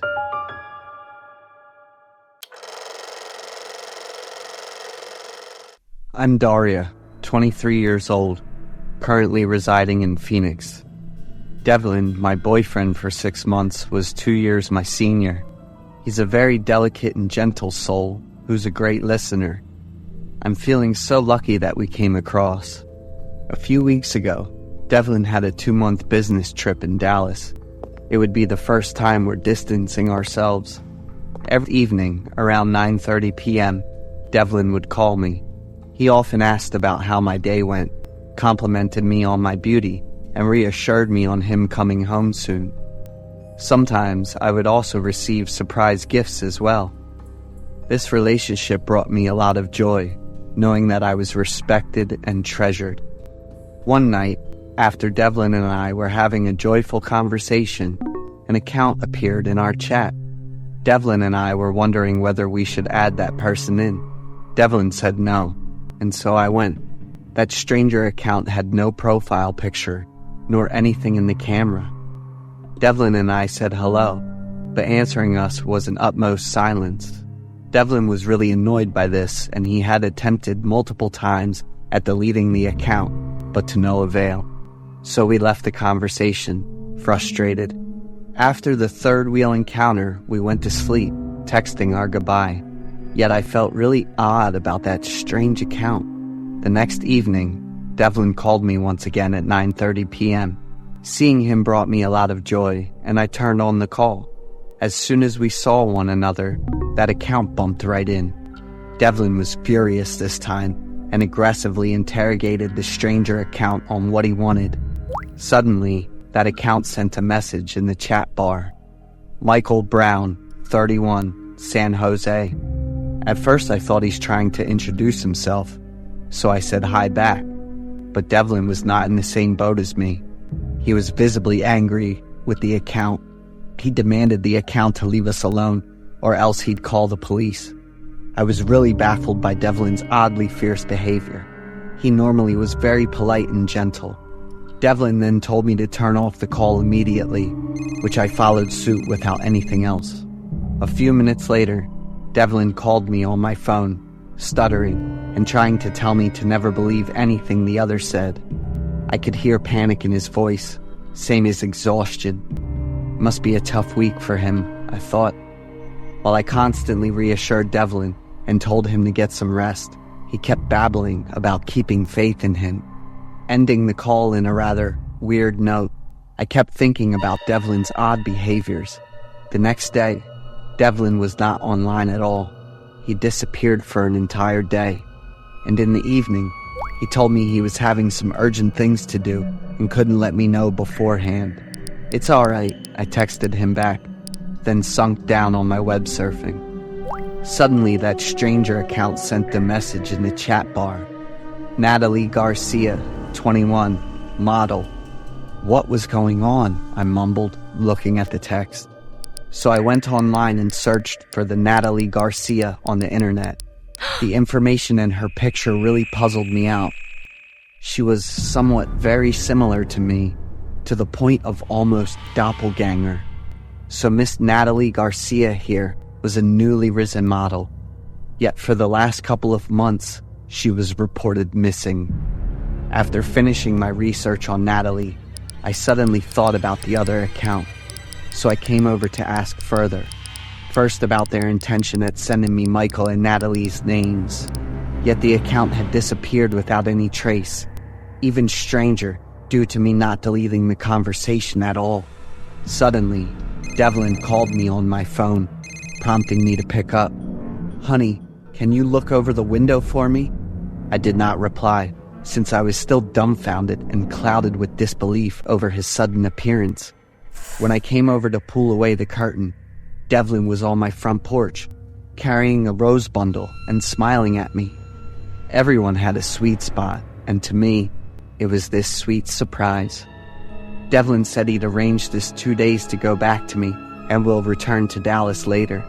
For that 2 days, we left the bustling world behind and only cared about us.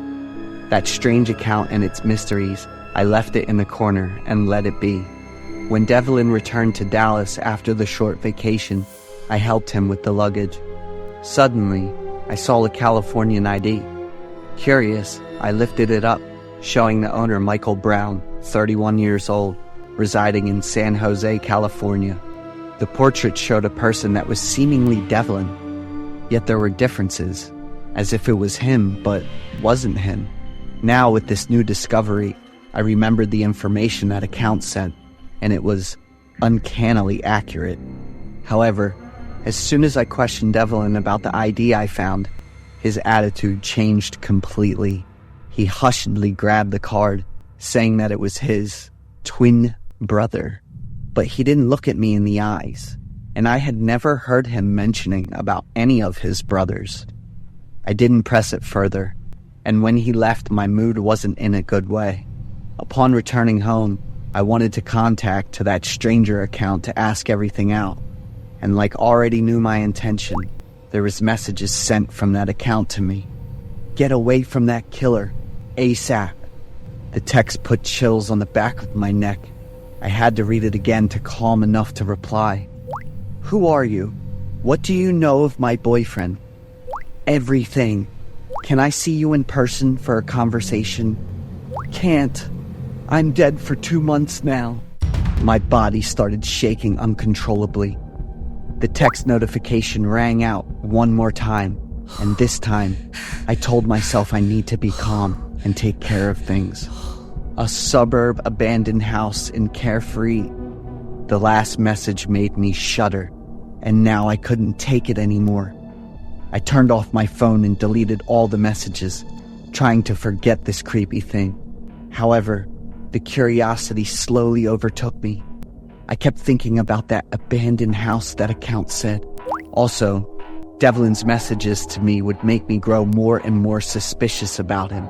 What kind of secret did my boyfriend hold, I wondered. So I decided to get to the bottom of this. It's true that in Carefree suburb had an abandoned house. So I went there with a close friend of mine. As soon as we stepped in, a sense of dread and a nasty stench assaulted our noses, nauseating us. Too afraid to venture further, we decided to call the police. In my care, I bursted out crying. I couldn't control myself anymore. When the police arrived and scoured out the building, they found a decomposing body having the identification of Miss Natalie. The police also disclosed to me about a male suspect, Michael Brown, 31 years old. He's the #1 suspect to Natalie's disappearance and now death, being the victim's boyfriend at the time. Michael had likely undergone multiple steps to escape from the law for the couple of months, including paperwork forgery and plastic surgeries. My world was crumbled in front of me. I was lied to and taken advantage of for the last months.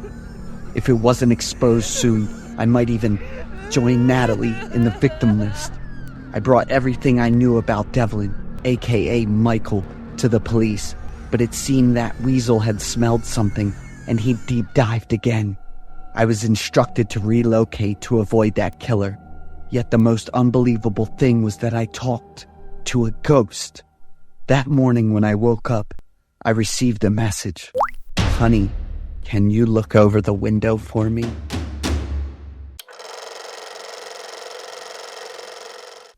My name's Skylar, 26 years old.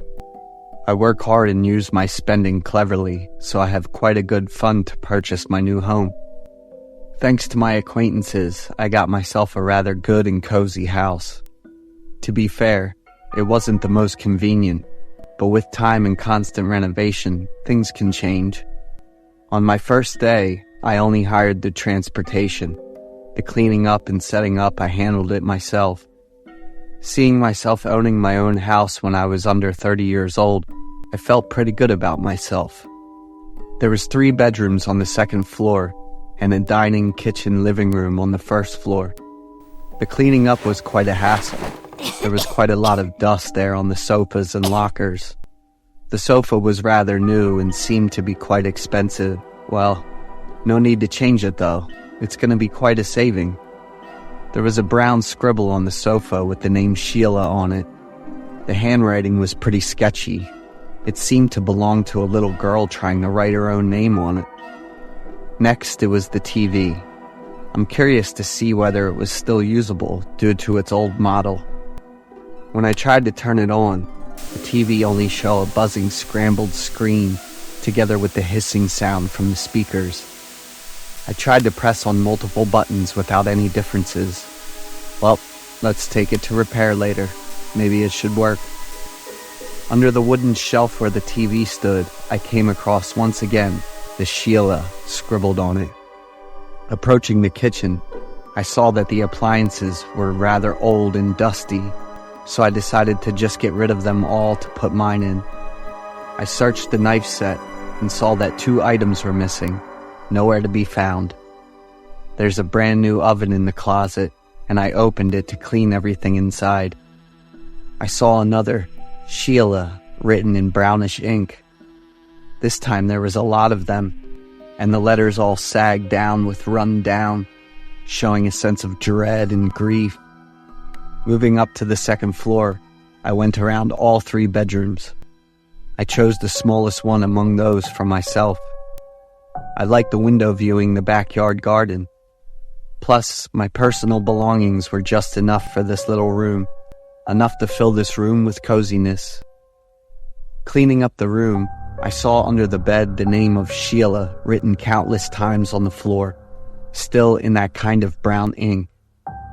On the innermost corner of the room under the bed, that brown paint seemed to have stained a large chunk. My guess was that Sheila owned this room, and she had scribbled her name all over the place. I took a lot of energy to move the bed out and clean all the stains, but they're really stubborn, even though I had exhausted every trick in the book just to wipe them out. Then I accidentally discovered an old book under the bed. Its cover was stained with a brownish ink, or paint, in the shape of a children's hand. Lifting the old scrapbook to take a closer look, I then realized it was instead a diary. Scribbled on the first page, the words, Skylar Diary. Though curious, I still had a lot more to do, so I put that diary aside. In the evening, when I had cleaned up quite a bit, finishing dinner and returning to my new room, it was when I remembered about the diary. I once again took a closer look at the diary. On the first page, there was the information regarding the owner of the diary, Skylar, Sheila, 8 years old, so I had guessed it correctly. It's a little girl bearing the name Skylar, just like me. Then what about the Sheila after it? May 17th, 2019. My name's Sheila. I'm 8 years old for 3 days now. Celebrated it in the orphanage. Now I'm in a new house, having another name of Skylar. I'm really happy to be adopted into a happy family. Reading the innocence in the diaries, showing the fullness of happiness of the little Skylar, made me laugh. Throughout the diary, the stories told were written with detail and date. I would stash the diary in a corner and would go through it every day. It felt like I was reliving the days of happiness from an innocent young girl. I turned off the light, sunk into slumber after a long day of hard labor. Days later, I began my process of diving into the diary. The charming stories of little Skylar reminded me of my childhood, because I was an orphan too. But every day the 8-year-old girl's happy stories were replaced by a gradual, hellish, Nightmare. October 19th, 2019. I feel numb around my limbs and my body is in pain. Skylar. I am scared every time Mom and Pop call me. If they're not happy, I'm not happy. I'm also hurt too. November 20th, 2019. I miss the room back in the foster home. I miss Miss Rachel. I went to live under Sheila. I don't want to live as Skylar anymore. January 18th, 2020. Today's a big day, since Pop is going to pick up my mom and my little brother from the hospital home. But I'm not happy. My body keeps oozing these fluids out. The stories ended there, together with a brown substance soaked through the dry pages, blurred out all the scribbles within. I guess it was blood. Lots of blood. I wasn't sure why, but I felt the girl, felt what she went through. It was familiar somewhat. Then again, those brownish stains scribbled in the house here were in blood. Suddenly, an intense chest pain appeared and quickly spread to my head, arms, and legs. In front of me was an emaciated little girl, flashing her dirty, messy hair covering her pale face. She looked at me and burst out crying, reaching out to me with her bruise-covered little arms. She didn't do anything wrong, even apologized, and yet still got hurt. I looked at her crying too. I was in so much pain and so much fear. The yelling, the cussing echoed around me, melted in with the heavy impacts, the wailing and whimpering, all mixed in a cacophonic chaos. I couldn't take it anymore, and in an intense emotional embrace, tore the diary apart. It took a few minutes for me to get everything together, and I was on my bed. It was 7 p.m. I mumbled, looking at my phone. It must be the exhaustion from a whole week of hard work, and I was in such a delirious state. I went down to the kitchen to make dinner. Suddenly, I saw on the dining table a shadowy figure trying to do something with a knife. I grabbed on at the flower vase on the table, only to have the shadow disappear, and yet, in the place where the shadow sat, was a pool of blood, right next to a sharp penknife. The sudden appearance jolted me from my trance, made me drop the vase onto the ground. In my wrist came a sudden shearing pain that blasted through my body. There was a very deep cut on my wrist, prompting me to rush to my room and get my medical equipment.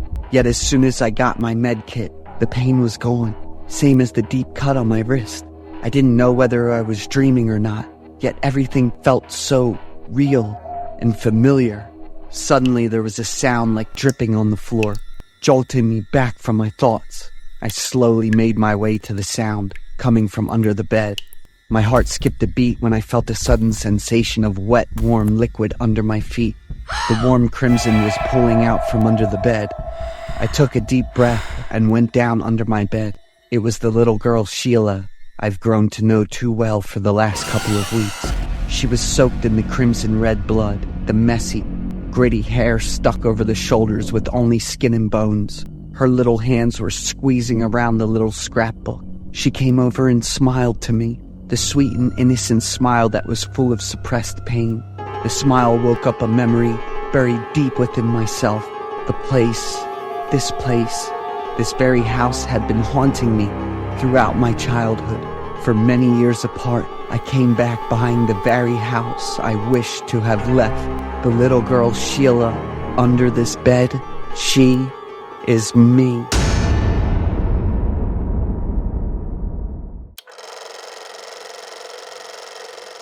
I'm Isaac, 33 years old. I have a happy family with my wife Rachel, 29 years old, and our 5-year-old son named Jim. I have been living away from my family since I went to college, while Rachel has been an orphan since childhood. Our house is always filled with laughter from Jim's innocence, liveliness, and affection. Like other children, Jim has 2 imaginary friends named Anna and Julian. Jim always tells funny stories about him and his 2 friends for us to hear. Rachel doesn't like those stories and always creates opportunities for Jim to interact with real-life friends. Last summer, Our family visited the orphanage where Rachel used to live as a child. I suggested to my wife that we stay at the orphanage for a few summer months so that both of us could rest and spend more time with Jim. Jim would have many friends to play with while my wife and I would assist the caregivers here. My wife was hesitant about this proposal. She thought about it for a long time and seemed unsure when I asked her again later on. Finally, Rachel agreed with the proposal. Jim was very happy to live here. He quickly made friends, which reassured us greatly. The principal arranged a private place for us that was clean and tidy. In the morning, while we were happily eating breakfast together, Jim introduced me and Rachel to his two new friends, Joey and Leon, whom he had just met recently. They would all become a group of 5 happy friends along with Anna and Julian. Although Jim had many other friends outside the orphanage now, but he couldn't forget his imaginary ones. Rachel was surprised when she heard Jim mention the names of his new friends again. She asked about the one named Leon once more. I was also surprised by her reaction, so I asked what was wrong. She laughed it off, saying it sounded like someone she once knew. One evening it got late, but I heard faint whispers from Jim's room. It surprised me because usually by this time every day he would already be asleep, so I quickly went to check on him. When pushing open the door into his room, I saw Jim sitting there, staring at the wall in front of him, whispering, as if telling a fairy tale they used to read before bedtime. I gently called out his name. He turned around, smiling at me. He held my hands, introducing me to his newfound friend named Leon. I felt both confused and creeped out, as there was no one else in the room except for Jim and me. Jim told me to greet Leon politely because he was waving at me, pointing towards the wall in front of us and innocently saying so. Feeling a bit embarrassed, I followed his instructions. I asked Jim about Leon's appearance, and after thinking for a while, he replied, "I'm not sure, Dad. He is wearing a bag on his head. I can only see his blue eyes." Jim's innocence made me scared and worried. Was Jim really seeing someone that I couldn't see? Or could there be some mental issue with him? I comforted Jim to go to sleep and then returned to my room. The next day, Jim sat on the chair diligently drawing a picture. When he finished it, he happily ran back to show it to Rachel and me. The painting depicted 5 little friends standing side by side, holding hands happily. In the middle was a boy wearing a bag on his head. Before I could ask more about the painting, Rachel snatched it away forcefully with an angry expression on her face. She kept asking Jim where he met the strange boy with the bag on his head. What did that boy say? Jim cried out of fear, so I quickly snatched away my wife's hand and hugged our son tightly. I knew Rachel hated Jim's imaginary stories. After Rachel calmed down eventually, she gently apologized to Jim and embraced him lovingly. Her gentle approach made Jim feel more comfortable, and he began telling us. Jim said that he met that strange boy named Leon in art class at the orphanage. He sat alone at the last desk in class. He introduced himself as Leon. Leon said that he felt very lonely because nobody wanted to play with him. Jim wanted to take off Leon's bag so that he could see his face clearly, but Leon refused. Leon said that his face was very ugly, so he didn't want anyone to see it. I noticed Rachel slowly losing her composure through Jim's every word. She tightly gripped the boy's shoulders, staring into Jim's eyes with wide eyes, emphasizing each word. She demanded that Jim stop playing with Leon, effective now, and instructed him clearly not to believe anything that Leon said. Jim was frightened and started crying. I was uncomfortable with Rachel's baseless control, so I took Jim away to calm her down. That evening, Rachel went to Jim's bedroom in an attempt to make things as happy and close as they used to be. On another occasion, during a happy family dinner, Jim seemed sad and ate less than usual. When questioned by Rachel, he looked up at me with teary eyes and said hesitantly, "I'm not your real son. I was brought from somewhere else." My wife and I were shocked. How could he know this? I comforted Jim, telling him it wasn't true, while Rachel assured him that whoever said it was lying. "Leon is a good friend. He would never lie to me," remarked Jim. Seeing Rachel getting angry at the mention of Leon's name, I quickly tried to soothe her and asked her to leave us alone. I was very stressed during that time. I understand that Jim is experiencing psychological changes and becoming increasingly curious about everything around him, while Rachel is losing her composure in raising her child. Jim was not our biological child. He was adopted from this very orphanage. However, no one except my wife and I knew that. We plan to disclose this to Jim when he is old enough. I'm really curious about Jim's new imaginary friend, Leon. In the following days, my wife and I spent more time with our son, caring for and encouraging him. Children tended to forget easily because Jim never mentioned it again after that. It's almost Jim's 6th birthday soon, and my wife and I were planning a celebration. We're organizing a grand party for Jim and inviting everyone from the orphanage to join us. On the day of the party, everything was perfect, except for the absence of Jim. I asked Rachel to go upstairs to call him down, while I stayed below to attend to our guests. She left, but took a long time to return. Looking at the clock, we were past due for the main part of the celebration. I quickly went upstairs to search for them both. As I reached their room, I heard Rachel calling out from inside the bathroom in distress. Hastily opening the door for her, I asked her what happened. She just urgently told me to find Jim quickly. Fear stretched on her face. I didn't understand what was happening, but at that moment, my main concern was my son. I searched everywhere, but couldn't find him. An overwhelming sense of dread began consuming me. When I encountered Rachel standing outside a storage shed, was staring into it in utter terror. I talked to Rachel about Jim's disappearance, and we immediately called the police. The birthday party was canceled. For 3 months, 2 of us worked with the police, but couldn't find Jim. I saw Rachel's despair because I knew how much she loved our son. I would hold Rachel tight every night as she cried herself to sleep. We have a few more days before we have to leave. Rachel hired a psychic. Rachel said she would do whatever it takes to find her son. Otherwise, she couldn't leave in peace. After performing the ritual, the psychic came to us. She looked at Rachel for a long time and said that Jim had died on his 6th birthday. My wife knows best where Jim was. I turned to look at Rachel.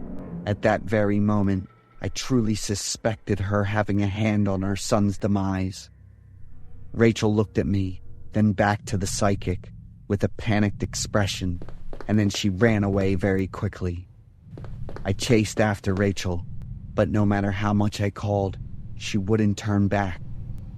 Rachel stood in front of the shed door, her eyes now filled with dread. Rachel trembled as she pushed aside all the items blocking the door and opened it. Inside the dark shed, a tiny figure lay on the floor, and the horrifying stench permeated through the air. I couldn't dare think further. My body was too stiff to move. Rachel ran to the decaying body, which was the boy wearing a cloth sack, just as Jim had described. But this cloth had a reddish-brown stain. Rachel removed the sack over, and Jim's disfigured face was revealed. She cried out in despair while I collapsed. Jim was determined to have died from severe trauma from head concussion and brain hemorrhage. After Jim's funeral, I confronted Rachel on what had happened on Jim's birthday. Before the party started, Jim repeatedly begged Rachel to invite Leon to his birthday. Rachel couldn't control her emotions and gave Jim a painful slap.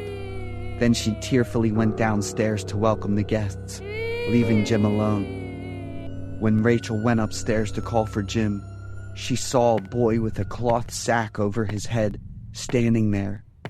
As Rachel approached him, he forcefully pushed her into the bathroom and locked the door behind her. When I went up and opened the door for Rachel, she did not rush off to find Jim, but instead looked for that boy with a cloth sack over his head.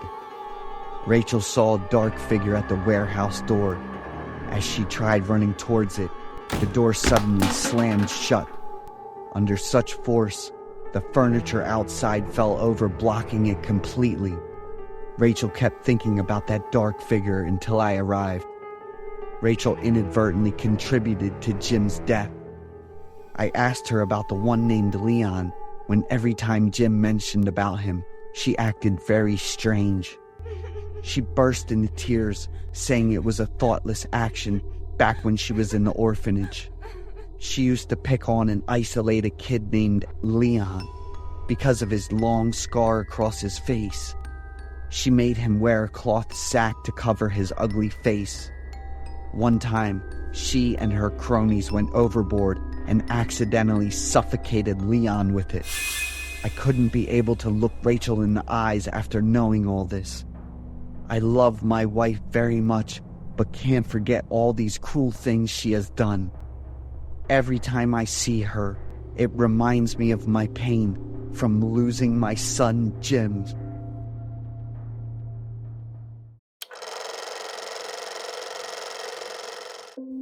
My name's Anna, 24 years old. I've just started working in a small firm in San Francisco. My job was a customer service representative. I lived alone in my apartment some 20 minutes away from my work. My boyfriend lived in that same city as I was, but due to our conflicting schedules, we could only see each other on weekends. My first week in the new company was pretty uneventful. Everything was good. In my office, I met my two newest colleagues, Alice and Oliver. They're pretty nice, friendly, and generous. On the last weekday, we decided to have a night out after finishing the weekly workload. Alice told me that it's to celebrate my first week in the office, so needless to say, I couldn't say no to that. Even if I did have a plan with my boyfriend already.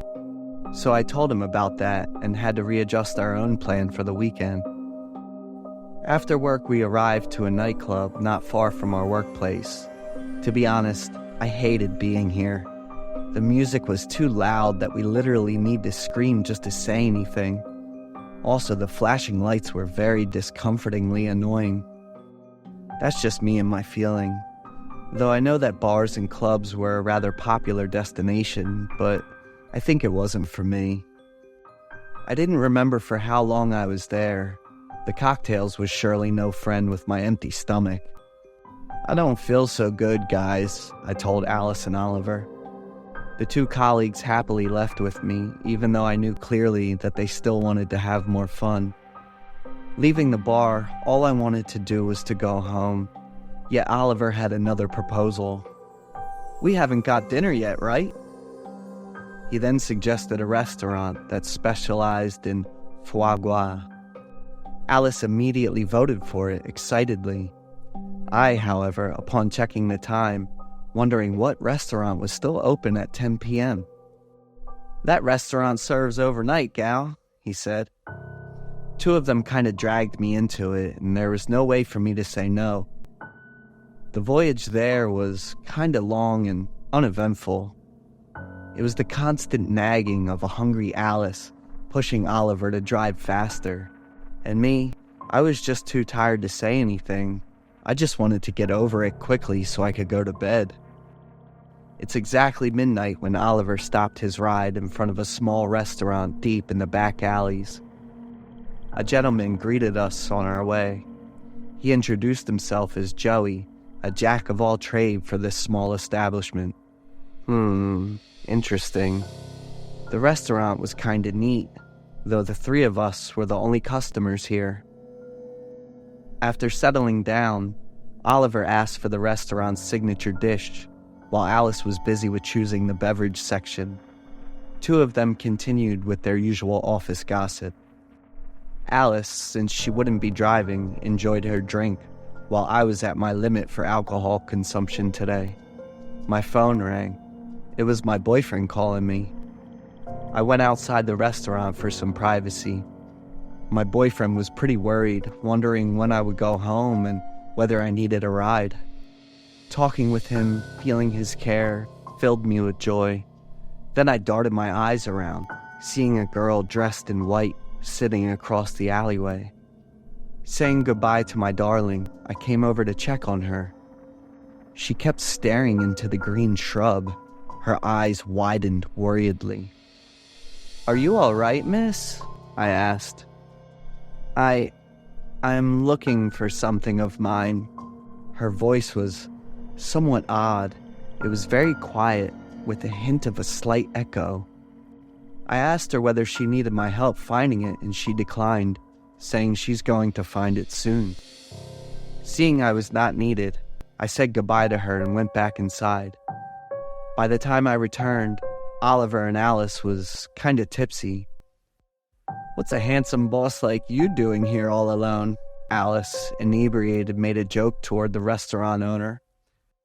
"Well, I had a few other female staff, but recently they'd left without any solid reasons, and I am still looking for their replacement. You see, I only hire female staffs." His answer made Alice laugh. She clearly enjoyed the conversation. "Well, I'm Alice, and is there any vacancy here for me?" "You're quite all right, Alice, but your friend seems to be a better candidate." The man then glanced at me, lowering down the dish on the table. His smirk gave me the creeps. I shuddered at that glance. Oliver laughed at the scene as if he had sensed my uneasiness. Seeing my hands were not very clean, I went to the bathroom to wash it before the meal. There, I suddenly heard a woman, seemed like she was crying. "Who's there? Is everything okay?"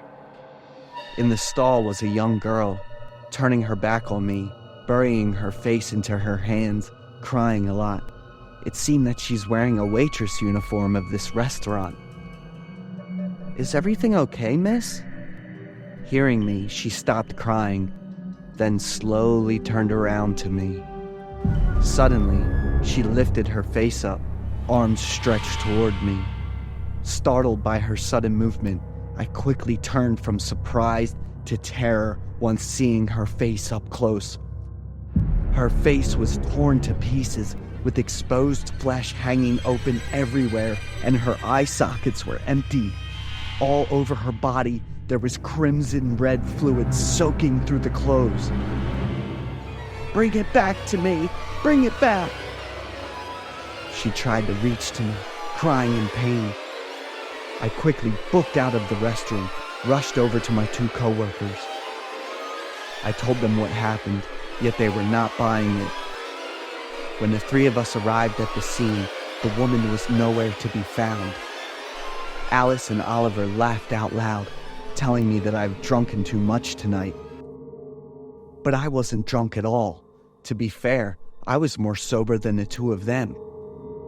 Back to our table, we didn't see the owner there anymore. Alice told me to quickly eat up to leave this establishment. But as soon as I sat down on the table, I felt unease from a staring woman on another table. This was the white outfit woman I saw outside earlier.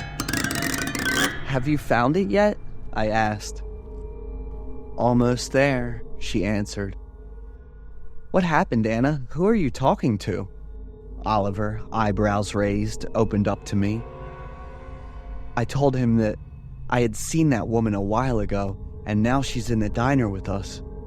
Alice and Oliver laughed, claiming that I was joking around because there's nobody there. But I swore that she was still there, still staring at me across the diner. "I have found it. That's my liver." The woman, crying out loud, pointed her finger into the piece of meat on my dish. Her words frightened me to the point that I literally dropped the dish off the table. Alice and Oliver was dumbfounded by what happened. They could only look at me worryingly. At the same time, the tattered woman from the restroom came over crying, "Give me back my body!" Both women rushed into me, yelling out a blood-curdling scream. That's it. My flight response overwhelmed me. I screamed and did all that I could to get out of that damned restaurant. A taxi flashing its headlight toward me when I was trying to run away. In my head, all the frightening scenes crashed back before it all turned to darkness. When I came to my senses, I was in the hospital with my worried boyfriend and 2 concerned colleagues. When asked about what happened there at the restaurant, I said nothing. I just wanted to forget all those scary things. A week later, I was discharged from the hospital. It was when I heard from Oliver that the restaurant owner had recently passed away. His body was discovered to be disemboweled, with all internal organs being forcefully removed. The only evidence they found at the scene was a chef knife that only had his fingerprints on it. Maybe I was the only person knowing what terrible thing had happened there to the female staffs. And you know what? I think he deserved it.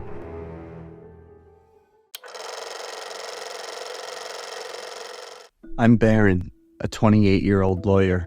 I barely escaped death. It was really terrifying. I'm still in shock. I'm thinking about moving to a new city once my health is in a better place. I left my job a couple of months ago because I didn't see any chance for promotion.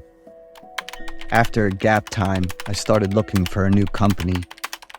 With my experience and qualifications, I got an interview just 3 days after sending in my resume. To see how I stacked up, I sent my resume to a local government agency. The day of the interview, I was extremely confident, partly because of my experience and knowledge, and partly because people said I'd got an 8 out of 10 look. Interviewing me that day was an Asian woman named Gail. She came off as pretty serious and distant. I prepared really well for the interview, but Gail didn't ask me any questions. She stared at me for a long moment. "Do you relate to Asians?" I was a bit surprised by her question and took a while to answer.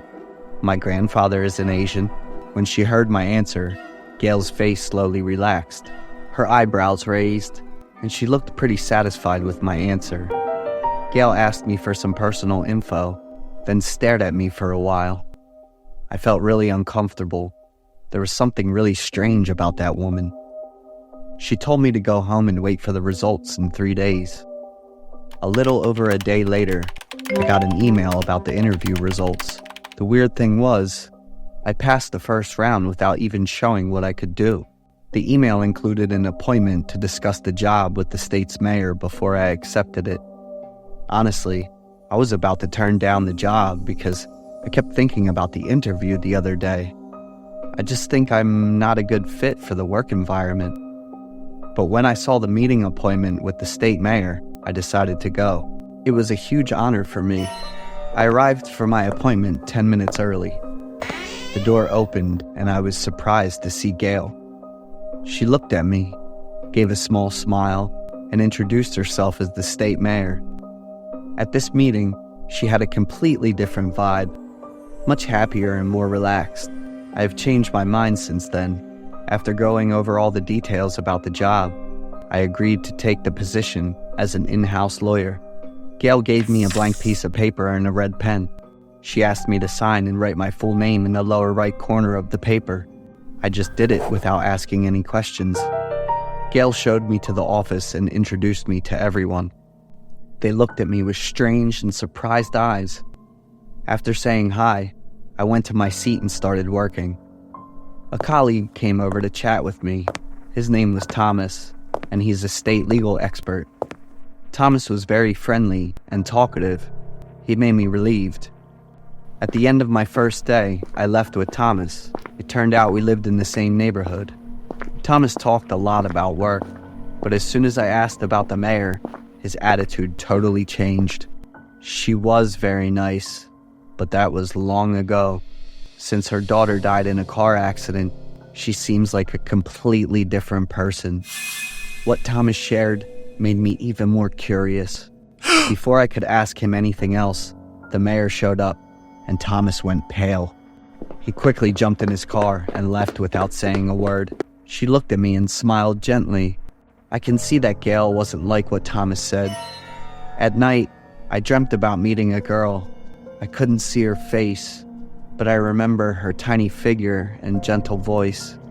The next day at work, I went to the office to say hi to everyone, but no one responded. Not even Thomas.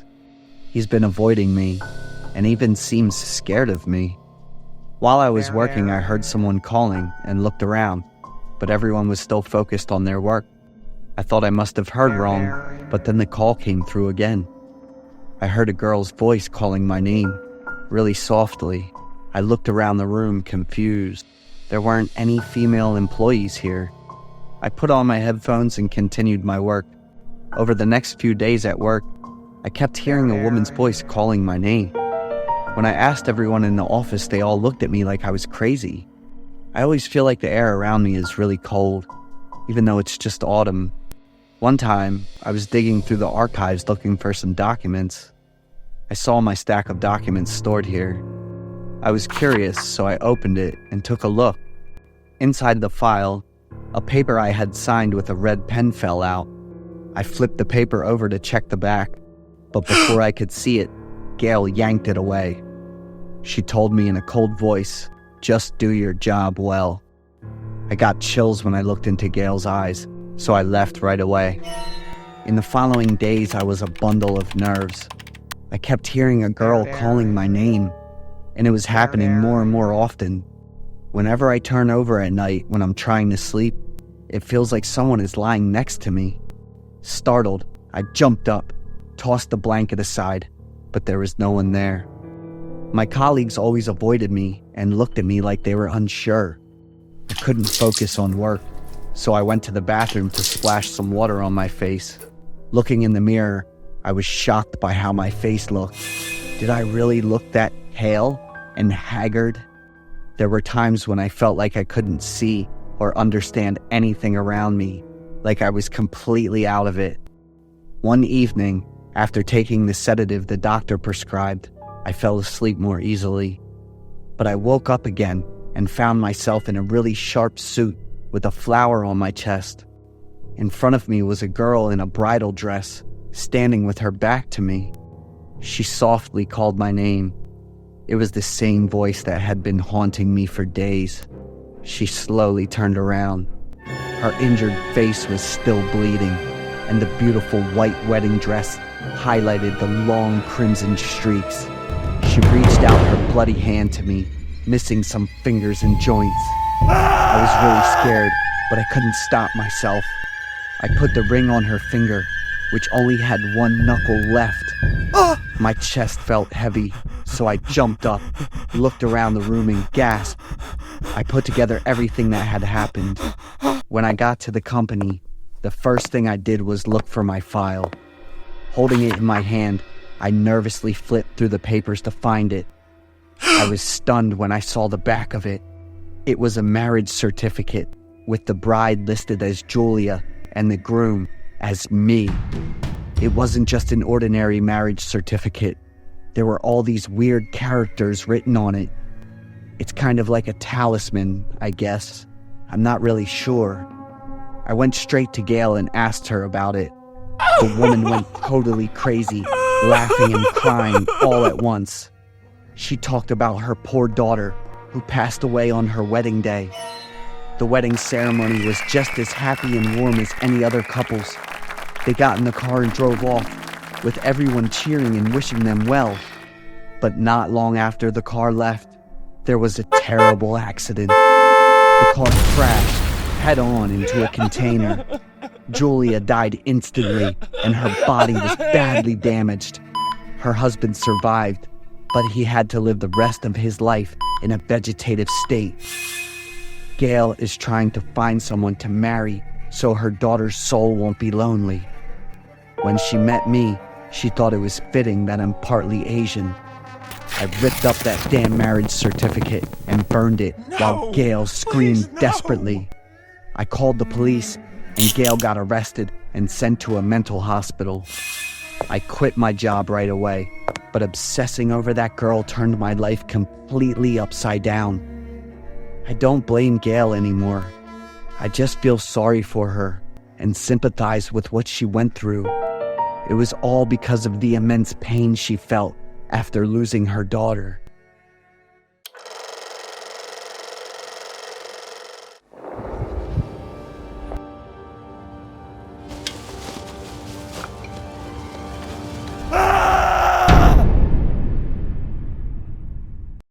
I'm Otis, 27 years old, and I work as a FedEx delivery driver. I've been doing this job for over 3 years now, and I'm a pretty great employee with a bunch of awards and trophies. I'm aiming to buy a comfortable apartment by the end of this year, so I try to spend as much time as I can working during the day. Living in a crowded area where online shopping is getting more and more popular, I have a pretty good and steady income. My goal of having my own place isn't too far off. Every day I start work at 8 a.m. and finish around 10 or 11 p.m., depending on how many orders I have. I go with a motorbike for convenience and speed. At 8 p.m. that night, I got an order for an apartment complex. I stood in front of the apartment door listed on the address and knocked. A girl who looked a bit overweight opened the door. I handed her the package and asked for her signature to confirm. Selena. I automatically muttered the customer's name to myself like that. After finishing up, I quickly left since I had a bunch of other orders to take care of. The next day, right at 8 p.m., I got another order to deliver to Selena's address. It wouldn't have been a big deal if the following week had been the same address and time. Will you be my boyfriend? Selena was wearing bright clothes and had on pretty makeup. Unlike before, when she would just stand behind the door a bit shyly, this time Selena stepped out and stood right in front of me. I flat out refused Selena and even said some rude things about her appearance. I don't like people who are overweight. My words left Selena looking shocked, and she went back inside the house. I kept working and got home around 10 p.m. The phone rang with a text or something. I was shocked when I saw the notice from the company about revoking some benefits and possibly considering firing me. What the hell? I was even more shocked and upset when I read the reason the company gave for that decision. It was Selena. She had filed a complaint saying I sexually harassed her multiple times while delivering her packages. I was so angry that I cursed. I couldn't just let this go because I really needed this job. The next morning I went to Selena's apartment to apologize and try to make things right. If you keep delivering my packages, you'll have to follow my requests each time. Selena made a proposal and I agreed to it. She withdrew her complaint and I went back to work. It was still the same time, 8 p.m., and I delivered the packages to Selena's house. But we exchanged packages. I delivered the supplies Selena needed, and she gave me a big bag of trash and asked me to take it out. The trash bags were pretty heavy. She must have eaten a lot to stay looking like that. I muttered that in a mean way. The number of times we exchanged packages between Selena and me went up to twice a day. I gradually lost patience, especially one time when I was taking the trash bag to the dumpster in the parking lot. I shouted loudly and threw it hard on the ground to vent my frustration. The trash bag hit the ground hard, ripping open and revealing something unidentifiable inside. When I got closer and looked, I saw it was a piece of raw meat, about the size of a hand, still covered in blood. Why waste food like this? I muttered as I turned around and walked away. The next day, Selena didn't show up whenever I came to delivery. The trash bag was already placed by the apartment door, with a note asking me to leave the order in the basket next to it. I did as I was told and left. That was fine by me. I didn't want to see her face at all. One day, after finishing work early, I made plans to have dinner with Finn, my long-lost friend. I shared with Finn some of the ironic situations I'd been dealing with at work. Don't take it lightly. Have you ever considered that it might be human flesh? Finn's words made me shiver. But Selena, she's really nice and a bit clueless. Finn suggested calling the police, but I didn't want to make a big deal out of it by overthinking. I'd end up losing my job and getting into a bunch of unnecessary trouble. Ignoring what Finn said, I kept working to achieve my big goal. The next day, when the delivery arrived, I still didn't see Selena. That day's trash bag was way bigger than usual. It was heavy and smelled pretty bad, but it was still manageable. When I took it to the dumpster, I noticed a reddish-brown liquid leaking out from inside. Curious, I opened the trash bag and was shocked to find a bunch of large and small pieces of meat inside. One of the pieces even had letters and numbers on the skin, like a tattoo. I pulled out my phone to look it up and found out that pork sometimes has ink marks on it to trace its origin. Finn's words suddenly popped into my head. I felt a chill run down my spine, and confusion started to set in and grow. But I didn't want to find out, so I just left. The next day, Selena changed her payment method to cash on delivery. I brought the order, and there was no trash bag this time. The apartment door was slightly open. I knocked on the door a few times, but Selena didn't show up. The payment amount for the order was quite large, so I hesitated a lot before deciding to push the door open and go inside. The strong, fishy smell hit me right away, going straight to my brain. But I didn't stop. I went further inside and called out Selena's name repeatedly. On the living room sofa, there were all sorts of medical tools like knives, scissors, needles, and threads. They were covered in a lot of blood. While I was still in shock from the scene in front of me, Otis! A shaky, distorted voice calling out my name. I turned around and was stunned to see Selena, but with a body missing a lot of flesh. Her face was covered in stitches that were still bleeding and looked infected. Her body was the same way, with areas where the skin was obviously cut off and not properly treated. I've lost weight. I've lost 44 pounds. Will you be my boyfriend? Selena staggered and fell right in front of me. I screamed so loud, I felt like my chest was about to explode. I ran as fast as I could away from that terrible place and called the police. Selena was taken to the hospital, but couldn't survive after 2 days of treatment. I was called into the police station 7 times to report the incident. Looking back, I felt guilty and regretful. Because my careless words, Selena was seriously affected, leading to that tragic incident